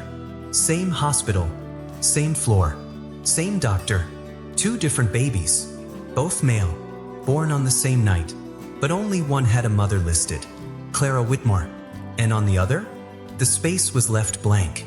Not unknown, just blank, a void in handwriting, and worse, both birth certificates had been altered, whited out. Handwritten corrections in the margins. One changed the birth time by 2 minutes. The other had the gender box rechecked in darker ink. And both documents shared one thing, the same ID number. It should have been impossible. 2 identities couldn't occupy 1 slot in a hospital system. But there was. The smoking wound of the lie laid bare in legal ink. I turned the next page. A form marked Neonatal Transfer Authorization. My name was on it, Ezra Shore, transferred to St. Anselm's Orphanage, signed by legal guardian Shore. Samuel. The page was brittle. My hand trembled as I turned it. The final document was a letter, not typed, not dated, just handwritten on lined hospital stationery in my father's familiar script. You were born at St. Mercy's Hospital in a private maternity wing meant for patients with money. Clara wasn't supposed to be there. She got in through a favor, a nurse who knew someone. I didn't ask questions, but someone else did. Samuel. He was there. I still don't know how he found her. Maybe he had her followed. Maybe he paid someone. All I know is that when I arrived, Clara was unconscious. Sedated. You were already gone. They told me the child was transferred for safety, that Clara had signed custody, that there had been complications, that there were papers, that I wasn't the legal father on file. I asked for records. They gave me lies. And when I pushed too hard, the hospital director reminded me of my name, Julian Shore, and all the dirt attached to it. They knew who I was, and they knew what I'd buried to become someone else. So I backed down, like a coward. And when I came back the next day, Clara was gone. I stopped reading. My breath came shallow, because this time it wasn't just guilt. It was conspiracy. The system had helped bury a child, helped erase a mother, helped a man, my uncle, take me like property, with paperwork that looked clean on the surface but dripped with silence underneath. I kept reading. I followed the trail to St. Anselm's Orphanage, a private Catholic home for displaced children. It had a reputation for discretion. Donations were made by families who wanted their mistakes swept quietly under pews. You were there for 2 days, and then Samuel arrived. He brought documents, legal, polished. He claimed he was the only surviving next of kin, that Clara had no family, that the father was missing, that he was here to adopt you, to give you a name and a life. And they handed you over. No questions asked. A priest blessed your forehead and called it mercy. I folded the letter against my chest, because mercy has never sounded so much like theft. There was a final note attached to the back. Just one line. There's something you must see for yourself, in room 23, St. Anselm's. No explanation, no description of what waited. Just that room number, that orphanage, and a truth so old it still breathed behind a locked door. I looked up St. Anselm's. It had closed 12 years ago, but the building was still there, empty, forgotten. I knew what I had to do, not because I expected to find a person, but because sometimes The room remembers what the people forget. The drive was long. Gray roads, wilted trees, houses set too far back behind fences that never looked secure. When I reached the old grounds, the building stood like a grave, tall, silent, and not entirely dead. I walked the halls slowly. The scent of old wood and disinfectant still clung to the walls. Room 23 was down the east wing. Third door from the end, faintly marked. The number faded, but it was there. And when I opened it, the air changed. The room wasn't empty. The crib was still there. So was the rocking chair. And something else. A box. Labeled. Sure, personal file. Do not destroy. I opened it with fingers that refused to stop shaking. Inside were hospital tags, an infant bracelet, a photograph of a newborn swaddled in blue, face turned away, and then a second birth certificate, issued 6 months after the others. Name, Ezra Shore. Mother, not listed. Father, not listed. Issued by St. Anselm's Private Records Department. It was like they tried again, this time erasing everyone. A birth made from silence. A life rebranded. A truth too painful to hold its original shape. And then, tucked at the very bottom, a cassette tape. Unlabeled, but still wound. I stared at it. No way to play it.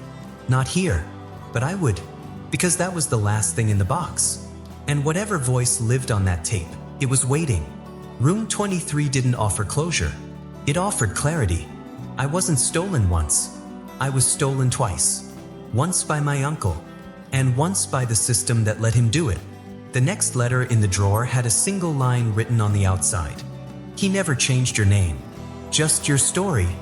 And beneath it, a photo of a child, with my face, but not me. There are truths you feel before you ever read them, and then there are truths you read, and they still feel like punches. This one was both. I hadn't slept since visiting room 23. I had replayed the moment over and over in my head. The untouched crib, the dustless outline of a chair someone had sat in too long, the box with my name misspelled, and a photo of a child who wasn't me, but could have been. My father's last note had said it clearly. He never changed your name, just your story. And the next morning, I went back to the building. Not to the abandoned wing, but to the basement, to the records. I hadn't known they still existed. But when I asked the caretaker, an old man with shaking hands and the face of someone who had outlived too many things, he gave me a nod. He didn't ask why. He just led me down the stairs, handed me a flashlight, and said, "Ledger rooms to the right. If you find what you're looking for, don't forget to put it back." I didn't answer. How do you put a name back after it's been stolen? The room smelled like paper rot and rusted memory. Metal cabinets lined the walls. Folders curled at the corners. Names typed by machines that had long since died. And in the center of it all, the ledger. Thick, brown leather, buckled at the edges. Each page was a year, each line a child. I flipped to the year of my birth. The ink had faded in places, but not enough to hide the truth. Most entries were clean. The date of birth, gender, intake notes, guardian status.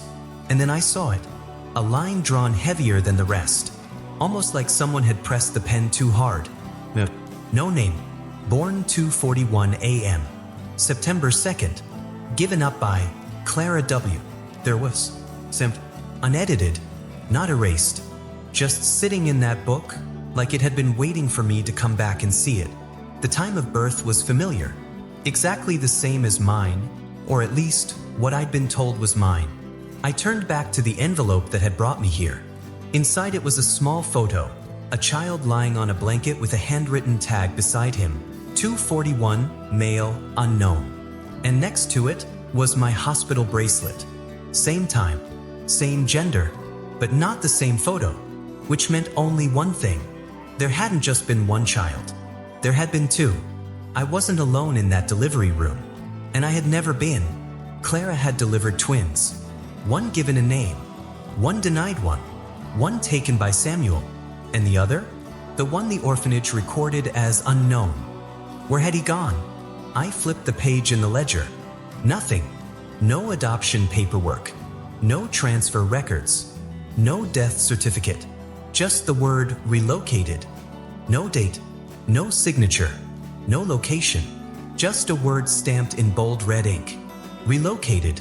A code for something more. Something colder. Something that meant the child had vanished from paper without vanishing from existence. The boy, my brother, had been erased. And nobody had asked why. Not even the orphanage. The rest of the ledger pages blurred beneath my eyes. Names of other children. Some crossed out, some moved, some adopted, some never claimed. But only one had been both named by a mother and deleted by a system. Or his. Or both. It didn't matter anymore. The story I thought was mine was never meant to be told alone. Somewhere out there was another boy, with my face, my voice, my blood, living under a name that never belonged to him, raised by strangers or shadows or worse. And he had no idea. The next folder on the table was thinner, but colder, marked, supplemental notations, sure, us. My uncle. Inside were notes dated months after Clara's death. He had returned to the orphanage multiple times, requested updates, offered donations, and once submitted a form requesting to access sibling files. That request had been denied, and beside the rejection was a handwritten response. Brother declared deceased. No secondary file found. It didn't make sense. If Samuel knew there were twins, why would he ask to access sibling files if he had taken me? Plus, he hadn't taken me. He had taken the other, and I was the one left behind. The unknown. The relocated. The one who wasn't supposed to be remembered. It hit me like a second death.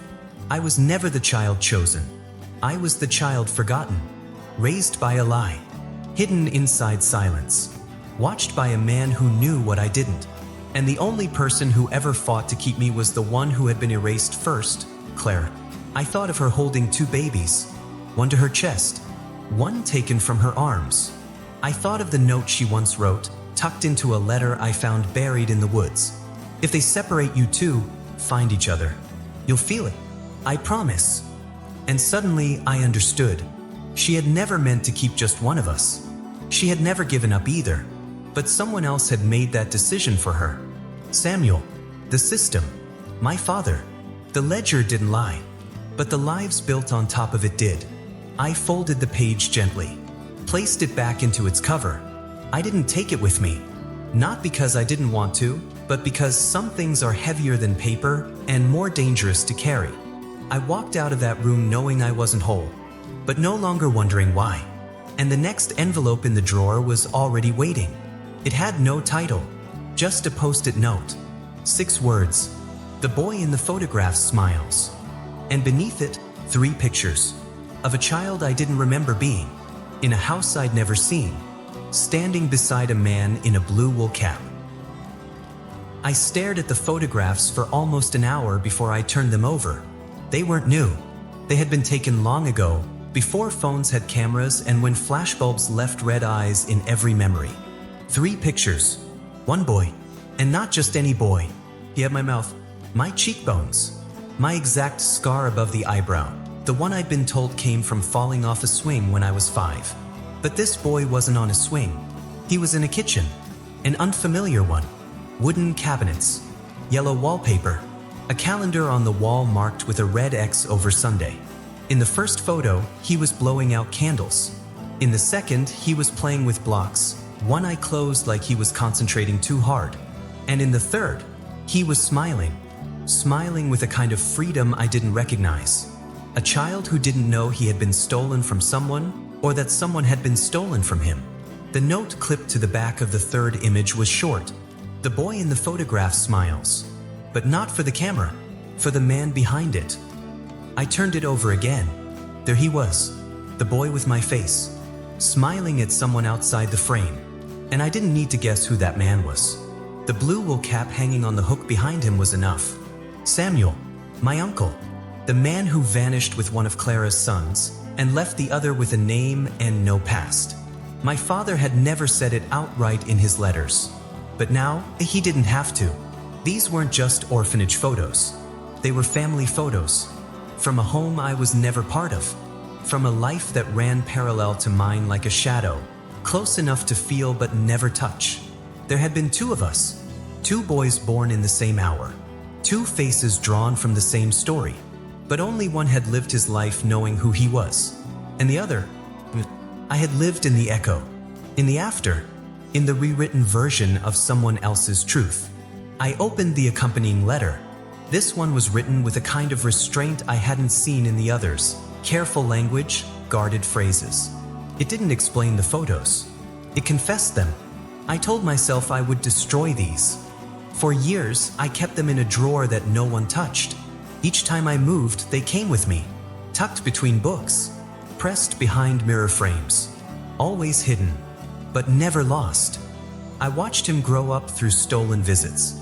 I'd drive past the house, park across the street, wait for the light in the kitchen window. He had your eyes, your laugh. He even ran the same way, one arm tighter to his body, as if holding something invisible in his fist. He was beautiful. Samuel raised him like a secret pet project, isolated, loved in his own way, but taught to be afraid of the world. I heard rumors. He never went to public school, never had sleepovers. His world was 3 rooms, a back porch, and a man who taught him to be silent. I should have done more. Should have called someone. Should have stormed through the door. But by the time I found out, it was already too late. I flipped to the second page. The penmanship changed slightly, more hurried, as if written during guilt that had finally grown teeth. There were 2 of you. I didn't know until months later. Clara never told me. I think she wanted to. I think she tried. But the night you were born, everything broke. She passed out from blood loss. I was held in the hallway, pacing like a man waiting for a sentence. When the nurse finally came, she said, "It's a boy. Just one." I never questioned it. I signed what they told me to. I followed the paperwork. I took home the bracelet. But I never saw the second child. Not until I saw his face years later, in a photo tucked inside Helen's book. I stopped. My mother had known. Of course she had. And she had chosen again to carry it in silence. My father had found the photo years ago, he wrote, hidden between the pages of a novel Helen never finished. It had been mailed anonymously. No return address. No message. Just an envelope containing 2 photos. Of a child with my eyes. And a blue wool cap hanging on the wall behind him. I showed her the picture, he wrote. And she looked at me like I'd asked her to bleed for the second time. She didn't say, "That's not our son." She said, "That's the other one." I stared at those words. The other one. Not another boy. Not his brother. Not the second twin. Just the other. It echoed. Because that's how I'd felt my whole life, like the other one. Even before I knew why. The letter continued. There were records. Barely. I followed paper trails like footprints in snow. They always melted before I got there. Samuel had ties to people who cleaned up loose ends. Military friends. People who owed him silence. I found school forms under an alias. Home visits signed off with forged notes. He covered every step. But he couldn't hide the boy's face. That face was yours. And that's how I knew. The photos proved it. He wasn't a cousin. Not an adoptee. Not a stranger. He was me. Half of it. Born of the same woman. Stolen by the same lie. I ran my finger over the edge of the photograph. In the boy's eyes, I saw something I hadn't expected. Sadness? Maybe. But more than that, confusion. Like even then, even as a child, he knew something was wrong. Something missing. That feeling we both must have grown up with. That silent ache that comes when your soul remembers someone your life has forgotten. The last page of the letter was short, written as if it had taken everything just to bring it to life. I didn't tell you sooner because I wasn't sure you could handle it. But the truth is, he's out there. Still alive. Still carrying the pieces I didn't keep. You'll know him when you see him. Not because of his face, but because of what you'll feel when you do. It won't be déjà vu. It'll be like finding your reflection, breathing. I folded the photos. Not to hide them, but to protect them. This was no longer just a story of a hidden drawer, a lost mother, and a broken father. It was now the story of two boys, fractured by fate, divided by betrayal, raised by strangers who wrote different endings to the same beginning. And now, those stories were about to collide. Because the next envelope in the drawer had two words. Just two. He knows. And beneath it, an address. A street I had never heard of, but one I knew I was going to visit. Because the boy with the same eyes as mine wasn't a boy anymore.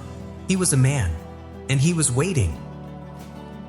Some truths don't knock before entering. They let themselves in. They sit quietly in the corner of your life, waiting for you to finally turn around and notice they've always been there. The letter was longer than usual, and the envelope was different, thicker, heavier, worn at the corners like it had been read over and over before it was ever placed inside the drawer. The handwriting was shakier, like my father had written it with a trembling hand or a guilty one. The first line made my heart pause. The man you call your uncle is not who you think he is. His name was Samuel Shore. You knew him, of course. Everyone in our family did. He was the war hero, the quiet one, the man who came home from overseas with a chest full of medals and a mouth full of silence. When I was young, Samuel rarely spoke at family gatherings. He would sit by the window, watching people as if the party existed behind glass and he was somewhere else. Somewhere darker. Somewhere he never escaped from. I thought he was just private. Now I know he was hiding something. My father began the letter not with Samuel's life, but with his own. Before I met your mother, before Clara, before the suits and the house and the career, I was a different man. And I had a brother who was better than me in almost every way. Stronger, smarter, braver. But the war changed him. It didn't just take pieces. It rearranged the ones that were left. When Samuel came back, he didn't want medals. He didn't want parades. He wanted control. He said the world was chaos and the only way to survive was to claim what the world wouldn't give you. At first, I thought it was grief. Shellshock, the kind of thing doctors didn't understand yet. But it wasn't just trauma. It was a belief, a system, a law he followed that wasn't written anywhere but in his own mind. The letter continued. Samuel didn't just isolate after the war. He planned. He cut ties, sold off assets. He even changed the name on his bank accounts, not to hide from the government, but to hide from his family. And when Clara got pregnant, he took notice. He watched. He visited her apartment when I wasn't there, claimed it was to offer support, to bring groceries, to look out for her while I was working. But that wasn't it. He was waiting for a weakness, waiting for a moment when her world would crack just enough for him to slip in. And it came. The night she gave birth, I was late getting to the hospital. The letter read. Samuel arrived before I did. I only learned that later, from a nurse who whispered it years after the fact. He told them he was the father, gave them ID, knew every answer they asked, knew her due date, the apartment number, her full name, even the baby's sex. They didn't question it. Why would they? He had my face. He had my last name.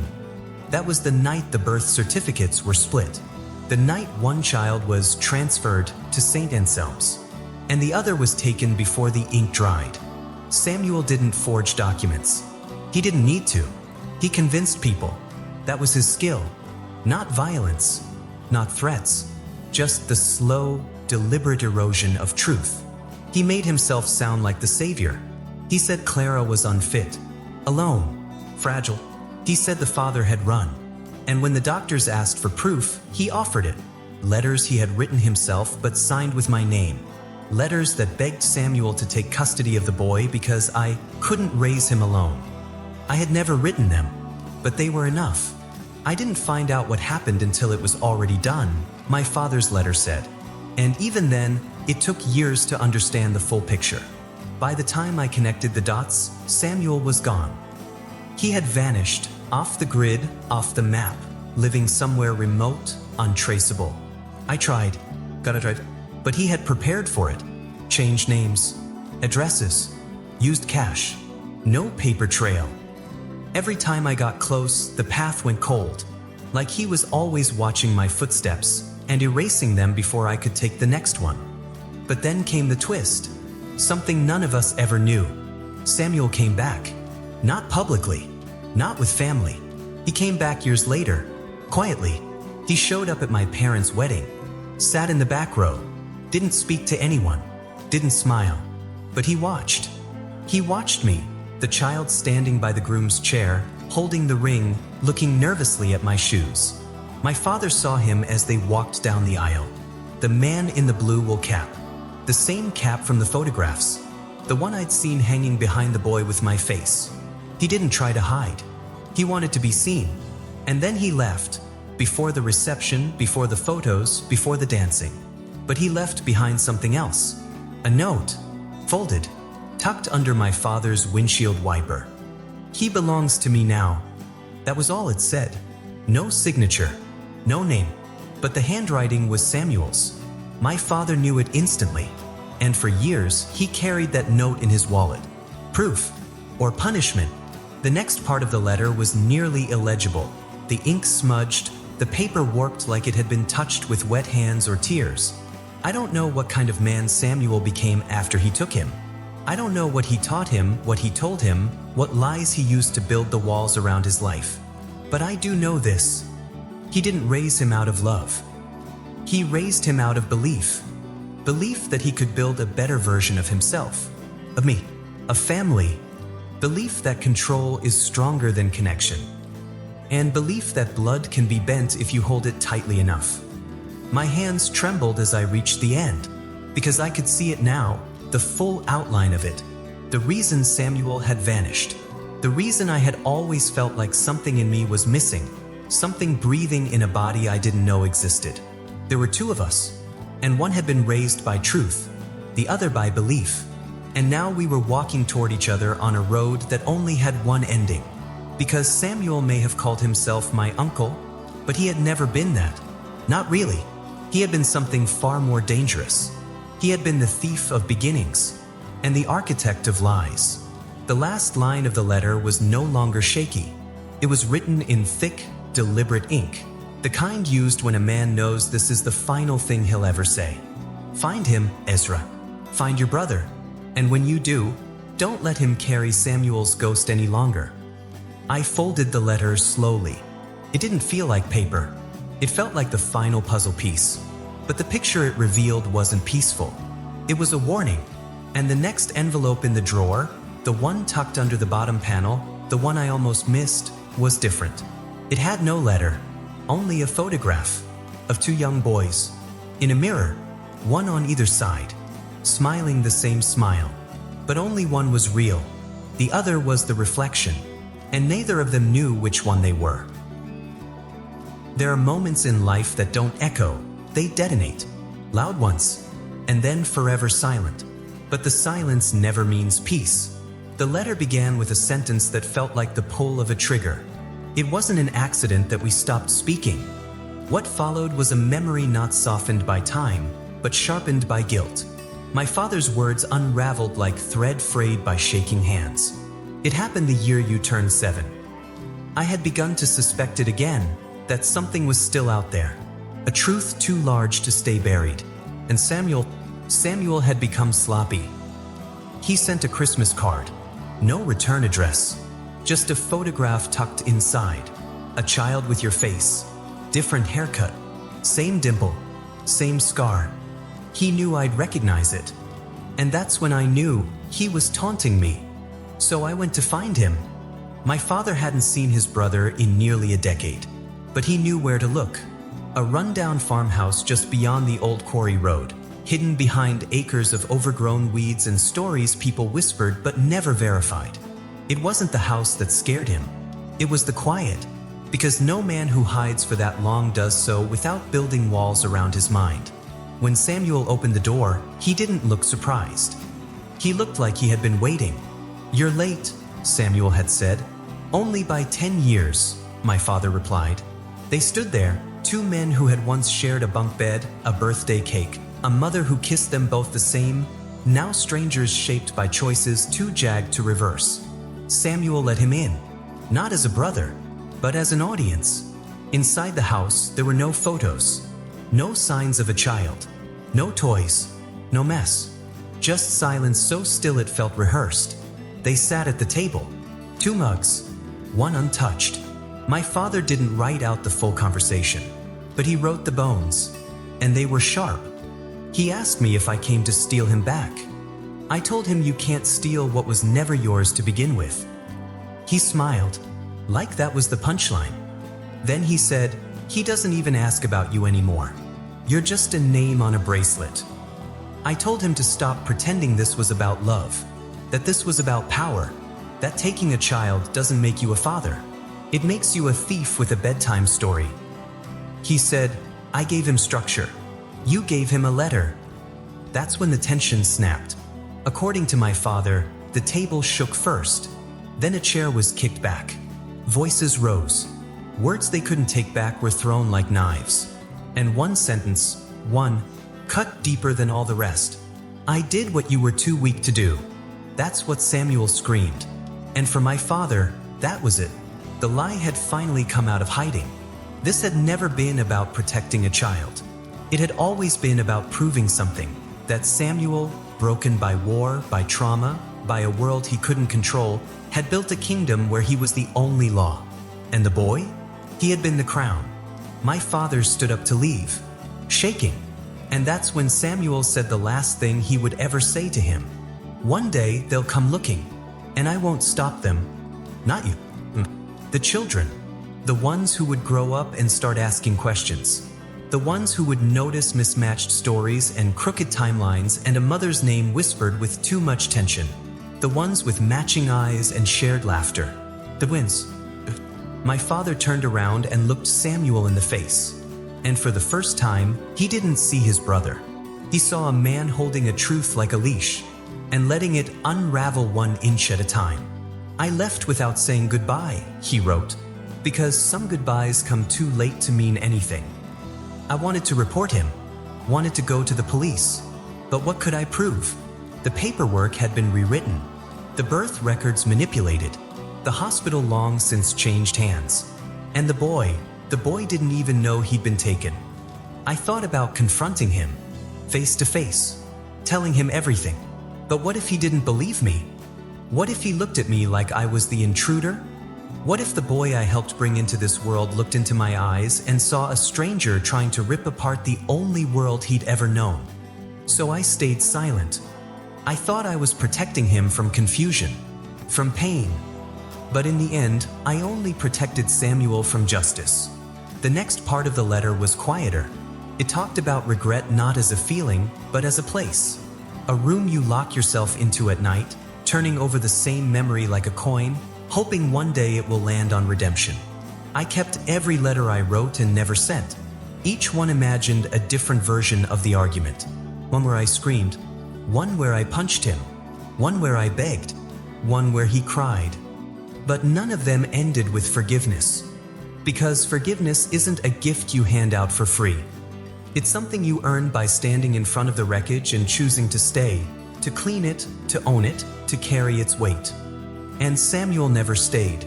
He always ran. The letter ended with something different this time. A map, drawn by hand. No street names, just landmarks. A crooked tree, a stone wall, a shed. At the top corner of the map was a mark X. Next to it, a small note. If you're reading this, he's no longer there. But something else is. I didn't know what it meant yet, but I knew where I was going next. Because that final argument, that war between 2 men who once built castles out of couch cushions and shared beds in thunderstorms, it wasn't the end of the story. It was the earthquake. And everything I was now uncovering, it was what had been buried in the rubble. As I folded the letter back into its envelope, I heard my father's voice in my head. Not his actual voice, but the one that lives in memory, deeper than sound, heavier than grief. One day, they'll come looking. But that day had arrived. And I wasn't just looking for answers anymore. I was looking for the version of myself that had been stolen before I ever knew I existed. And the next envelope? It was thinner than the rest, but heavier in meaning. On it were 5 words. He asked about you once. And beneath it, a single feather, burnt at the edge. the kind they put in the hats of soldiers or the crafts of children, depending on the life they were given. There's a specific ache in watching someone smile when you know part of their soul is missing. And it is worse, infinitely worse, when that someone is your own child. The letter was handwritten on yellowed paper, the ink uneven in places, as if his hand had trembled too much to finish a sentence in one stroke. It had no title this time, just a date in the top corner, the year I turned 10. That was the year I broke my arm falling from a tree. The year I won my first chess tournament. The year my father cried alone in the car after leaving the school auditorium. I never knew why, until now. The letter began simply, quietly, as if the words were afraid to arrive. You always smiled like you belonged to the world, but I knew you were never given all of it. And then it began. The hardest part wasn't the argument. It wasn't even the theft. It was the birthdays. Every year, as you opened your gifts, I saw you laugh with a joy that should have filled a room twice its size. And yet, something in that joy echoed too loud in my chest, because I knew what you didn't. I knew there should have been another pair of hands opening gifts beside you, another candle on the cake, another laugh in the hallway. You had a twin, and I let you grow up thinking you were born whole. My breath caught. I read that line again, and each time it landed with the same heaviness. He wasn't just confessing a lie. He was confessing a lifetime of absence. I saw it in you, even when you were too small to speak. That instinct to look around the room as if searching for someone else to share your thought. That way you turned your head during bedtime stories, as if someone was supposed to be lying next to you, listening too. You used to talk to the empty chair across the table. You gave it a name once. I asked you why, and you said, "He tells better jokes than me." You were 4. I smiled then, but inside I shattered. He talked about all the milestones: learning to ride a bike, tying your shoes, running through the sprinkler in the backyard like summer could never end. Moments parents are supposed to celebrate, but for him, they became reminders of what was missing. He wasn't watching one child grow up. He was watching half of a bond try to exist without the other. And the silence, the choice to never say it, was not made out of cowardice. It was made out of love warped by guilt. I told myself you were better off not knowing. That if I just loved you hard enough, fully enough, you wouldn't feel the missing piece. But children aren't puzzles. You don't need to be complete to be beautiful, but you do need to be told the truth to be free. He wrote about my nightmares. The ones I used to have every few months, like clockwork. The ones where I'd wake up sobbing, asking why I felt split or far away from myself. I used those words, not knowing they meant more than even I could comprehend. He'd sit by my bed, rub my back, tell me it was just a dream. But it wasn't. It was memory, trying to speak through the gaps that words weren't allowed to fill. You once asked me why you felt lonely even when the room was full. I didn't answer, because how could I say, "It's because your brother isn't here"? How could I explain that his name was erased, his identity stolen, his life redirected by a man who called himself family? How could I tell you that I let it happen, that I didn't stop it in time, and then convinced myself it was too late? He talked about how I would draw pictures of 2 boys even when only one was in the story. How I set 2 places at the table during tea parties. How I used to sign my name followed by a second name that didn't exist. Except maybe it did. Maybe somewhere inside me I remembered. Not in images or moments, but in the way the soul carries echoes, like footsteps in a long hallway where someone used to walk beside you. I would have given anything to go back and stop it, but you can't turn back clocks. You can only stand in the present and decide what silence you're willing to carry another day. And I carried mine for too long. Each school photo you brought home, I imagined 2 of you, not out of fantasy, out of failure. And every milestone you reached, I thought about what he might be doing at that very moment. Did he laugh the same way? Did he flinch at thunder? Did he ever feel the world tug at his chest, like something was pulling him toward a place he couldn't name? Because I saw you feel it, and I believe he did too. The hardest part wasn't reading what he wrote. It was remembering how many times I'd felt it, Those quiet evenings at dinner when I couldn't explain why the house felt too quiet. The strange familiarity I felt when passing a stranger in a grocery store who had my jawline. My walk. My silence. The birthday when I cried for no reason, even though everything was perfect. Somewhere in me, I knew. Not completely. Not consciously. But the body remembers what the mind forgets. And mine had been remembering him all along. The letter's final section was the most painful of all. I watched you become a man. Thoughtful. Brave. But I also watched you carry something invisible, a kind of sadness you never gave a name to. And it was my silence that fed it. You asked me once why I always looked tired. I told you it was work. But the truth is, I was tired of pretending you were whole. And the worst part? You never asked to be lied to. I chose that. For both of us. At the bottom of the page was a drawing. 2 stick figures, labeled only as before. And beside it, one final sentence. You deserve the after. Go find him. And forgive the space between you both. I sat for a long time. The letter resting in my lap like the last breath of a man who finally spoke the truth. He hadn't failed me out of hate. He had failed me out of fear and love. A twisted kind of love that believes lies are softer than grief. But grief is a river you can swim through. Lies are a wall. And I had been raised inside it. I stood up, walked to the mirror, and stared at my face. Not to see myself, but to remember the one who might wear it too. And then I opened the next envelope, and inside it was a location. Just a word, printed in typed font. Ellensburg. And beneath it, a note. He's there. Or he was. Follow the river trail behind the diner. And if you see the tree with the carved initials, you'll know you found what I never could. I unfolded the letter slowly. The paper was fragile, creased from time, yellowed at the edges, soft as cloth where fingers had held it too long. It had been tucked inside the oilskin pouch beneath the others, sealed in a smaller envelope. Her name, Clara, written in handwriting so gentle it looked like it might dissolve if I blinked too hard. The date on the corner stopped my breath. The day before she died. And below it, to my boys if they're ever allowed to find this. There was no opening line.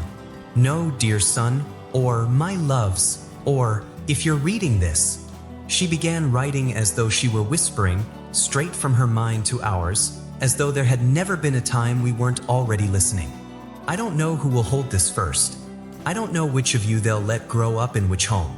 I don't know if you'll be loved equally or lied to separately. But I know this. You were born side by side. You moved together before you breathed air. You turned in the same womb, heartbeats syncing like 2 clocks trying to stay in rhythm.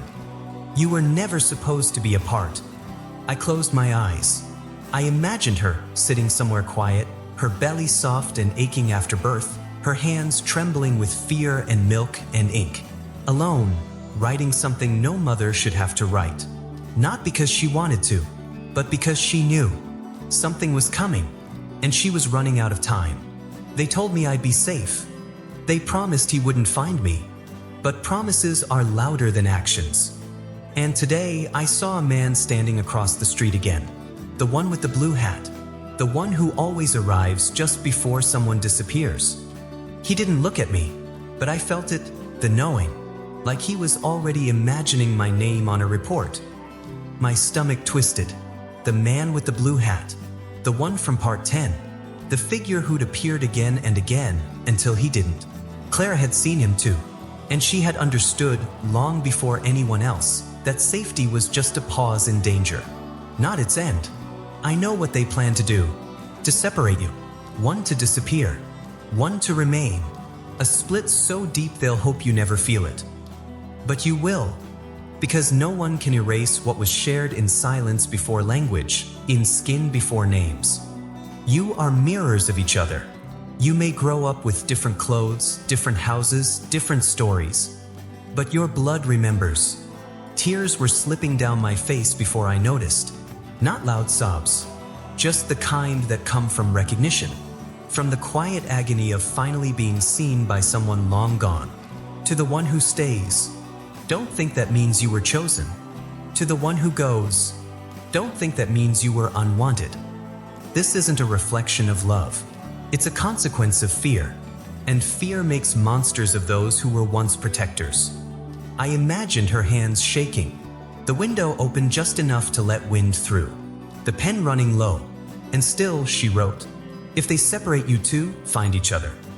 You'll feel it. I promise. It will come like a pull, a shadow that walks beside you when you're alone, a laugh that doesn't feel like yours, a pain that arrives for no reason and leaves just as quietly. That's him. That's your brother. I pressed the paper to my chest. It was more than ink. It was a living thing, a mother's last whisper sewn into parchment, and beneath it, scribbled at the very bottom of the page, he has your eyes. I thought back to the ledger, the photo, the boy, the one who didn't smile all the way to the corners of his mouth, who looked like he was always waiting for something just out of reach.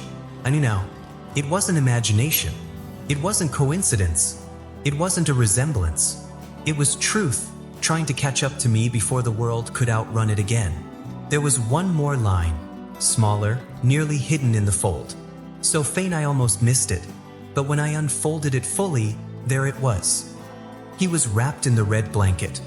The red blanket, the one my father said had been taken as a hospital keepsake, the one that had vanished from my baby box before I was old enough to ask where it went, the one with tiny moons stitched in thread, handmade, meant to swaddle both of us.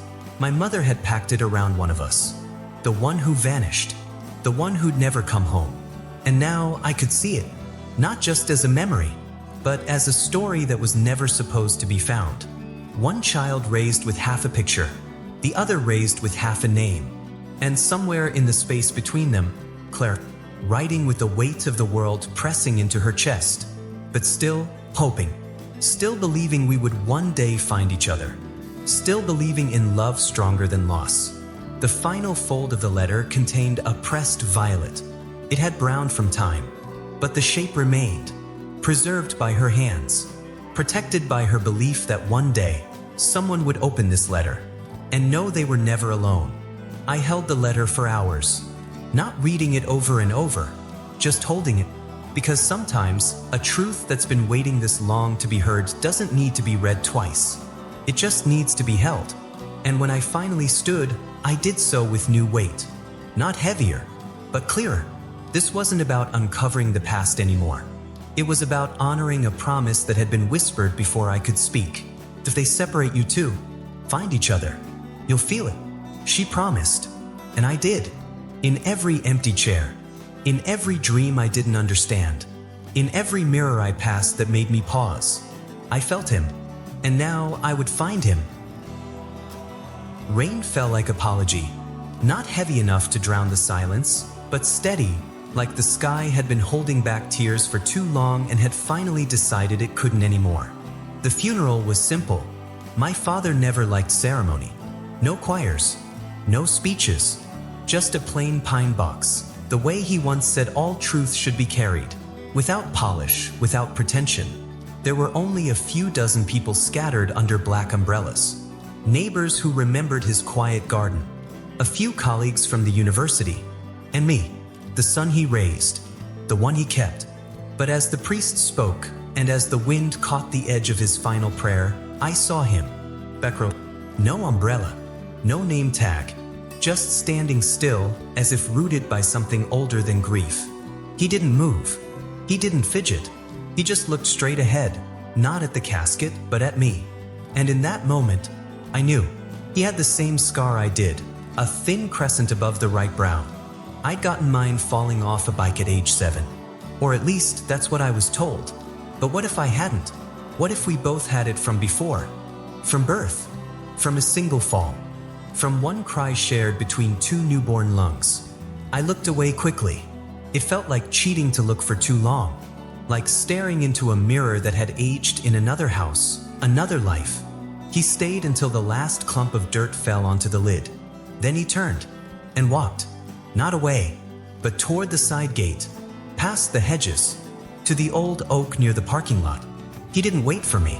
He just stood there, as if he knew I'd come, as if he'd always known.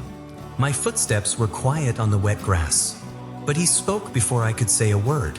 You finally opened the drawer. It wasn't a question. It wasn't even surprise. Just a fact. Like sunrise. Like gravity.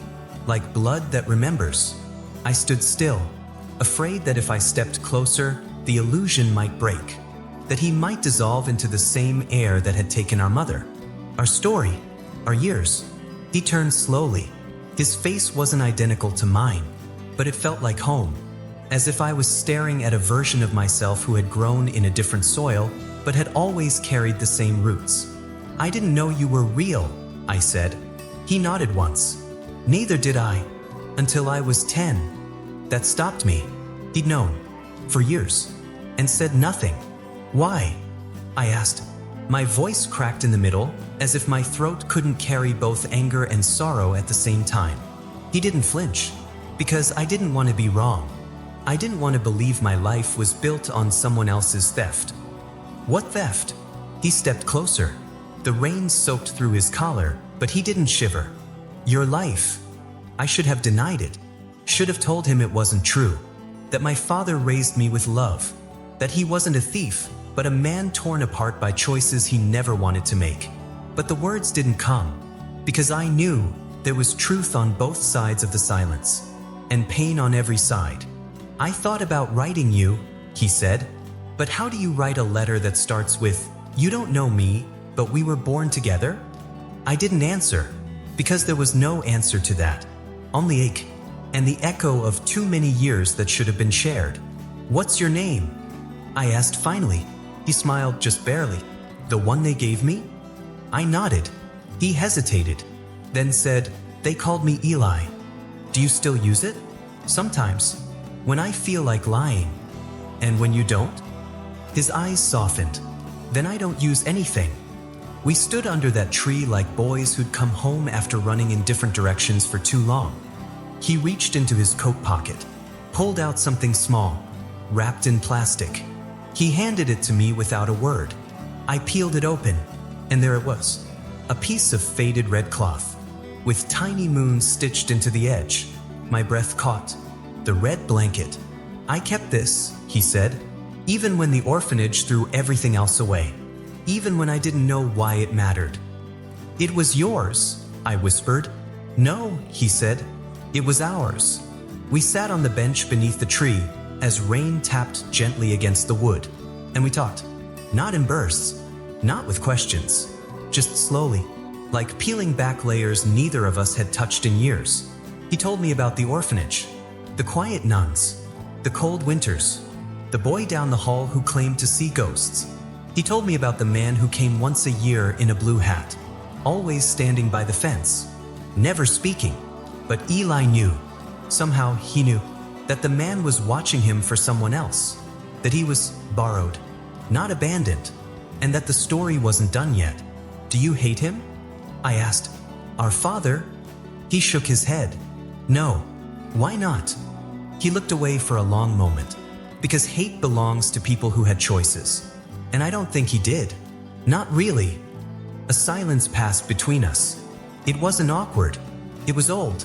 Like the kind of silence that only exists between people who were once one heartbeat in two bodies. He looked at me. You're the lucky one. I frowned. Why would you say that? You had answers. You had freedom. He chuckled, but it wasn't funny. I had questions, he said, and silence. So much silence. I wanted to say something wise, something to fill the cracks, but all I could offer was truth. I didn't feel lucky, I said. I felt incomplete. Eli nodded. So did I. Then, for the first time since I was a child, I cried. Not tears of shock or rage, but the kind that only come when you finally meet someone who's been missing from your story and realize they've been living a whole other story of their own. He put his hand on my shoulder. It was warm, steady, familiar in a way that had no logic, because it didn't need any. We didn't talk about what came next. Not that day. Not under that tree. It wasn't time yet. That day wasn't about the future. It was about witnessing, letting each other be real, after so many years of being only a whisper, a maybe, A dream. As we stood to leave, he turned to me and asked, "What was he like?" Really? I didn't have a script. I didn't need one. "He was flawed," I said. "He lied. He loved. He broke. He tried." "That's enough," Eli said softly, and we both knew what he meant. It wasn't about the stories we were told. It was about the story we would now tell, together. As we walked to our cars, the rain stopped. The clouds parted just enough to let light through. And in that quiet, something strange happened. I smiled, not the kind I'd forced for years, but the kind that felt returned, recovered, like a piece of laughter that had been waiting for its echo. And when I turned to look one last time, Eli was already watching me. The same eyes, the same scar. But this time, the space between us wasn't silence. It was beginning. The day after the funeral, I returned to my father's study. The air still smelled of him, cedarwood and faded ink. The drawer that changed everything sat slightly ajar, as if it had one last breath left inside. There was only one letter left. No envelope. No, read only if I'm gone. It was folded in half, sealed with wax the color of dried blood. I unfolded it slowly, expecting sorrow. Instead, it struck like a blade. You were never supposed to know what came next. But since you've come this far, you need to hear the truth I buried with my own hands. I sat down. Not because I wanted to, but because my knees refused to carry the weight of what was coming. There was a second man in the room when Clara died. I stopped reading. The letters had taken me through decades of lies, fractured love, and the gut-wrenching confession that the man I called father had once betrayed a woman named Clara, and with her, a child. My brother, Eli. But this letter was different. It wasn't about regret. It was about fear. The man you saw at the funeral, the one in the back, he wasn't alone. He was followed. I've known for years. The government never fully let go of what we did in that lab. Clara saw something they needed to erase. And when they couldn't erase her memory, they erased her. But they didn't erase you too. I looked up. Eli sat across from me, silent. He hadn't said a word since we left the funeral. But I knew he was carrying the same question I was. But why had he shown up that day after all these years? He didn't ask for a hug. He didn't even give a name. He just looked at me and said, "You finally opened the drawer." And something in me knew this was only the beginning. The letter continued. When I was recruited for Project Dovetail, they promised it was about genetics, mapping twins, unlocking cognitive symmetry, repairing the brain through mirrored learning. But what they wanted was something darker. Prediction. They believed twins could see patterns in ways others couldn't. That trauma could unlock a kind of mental tether, a link across distance, thought, even time. And they wanted to test it. My pulse quickened. You were part of that test. Both of you. Eli was removed at birth. You were left in place. They wanted to study separation, development, and, if they were lucky, awakening. Clara found out too late. She tried to run. They found her. They said it was a car accident. I looked at Eli. His hands were trembling. I always thought. I wasn't right, he said. Dreams. Numbers. Places I'd never been. I thought I was going crazy. No, I said. You were part of something you never asked for. We kept reading. In the attic of the cabin, behind the mirror, there's a safe. Inside is the final piece. A flash drive. A file named The Last Page. Play it once. Then burn it. We didn't wait. We drove to the cabin. No headlights. No music. Just silence, dense and growing. The attic was cold. Behind the cracked mirror, we found the safe. The key? A ring my father always wore.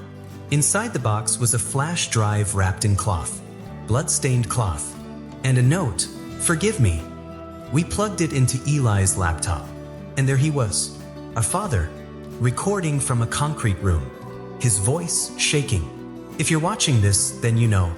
You've seen the threads, but you haven't seen the web. Project Dovetail never shut down. They changed names, moved underground. They're still out there, Jane. And the reason I kept you apart wasn't just to protect you. He paused. tears in his eyes. It was to keep the world from knowing what happens when you're together. He lifted his hand, held it out of frame. Then the camera shook. Beside him, another man came into view. An identical face. This is Jonah. Not Eli. Another twin? My breath hitched. There were 3 of you. The screen flickered. Cut to static. Eli stood frozen.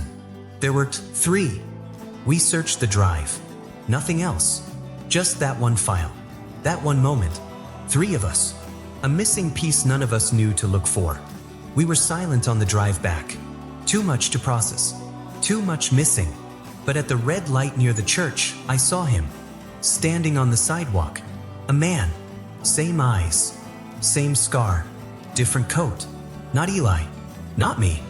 He turned, just slightly, and mouthed 3 words before stepping into the night.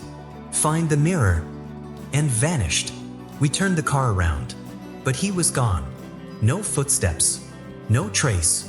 Just the echo of something unfinished. And suddenly I knew. The story wasn't over. The last page wasn't the last after all. You've just heard the final letter. Or what we thought was the final one. But some truths don't end with the drawer closing. They echo. They burn.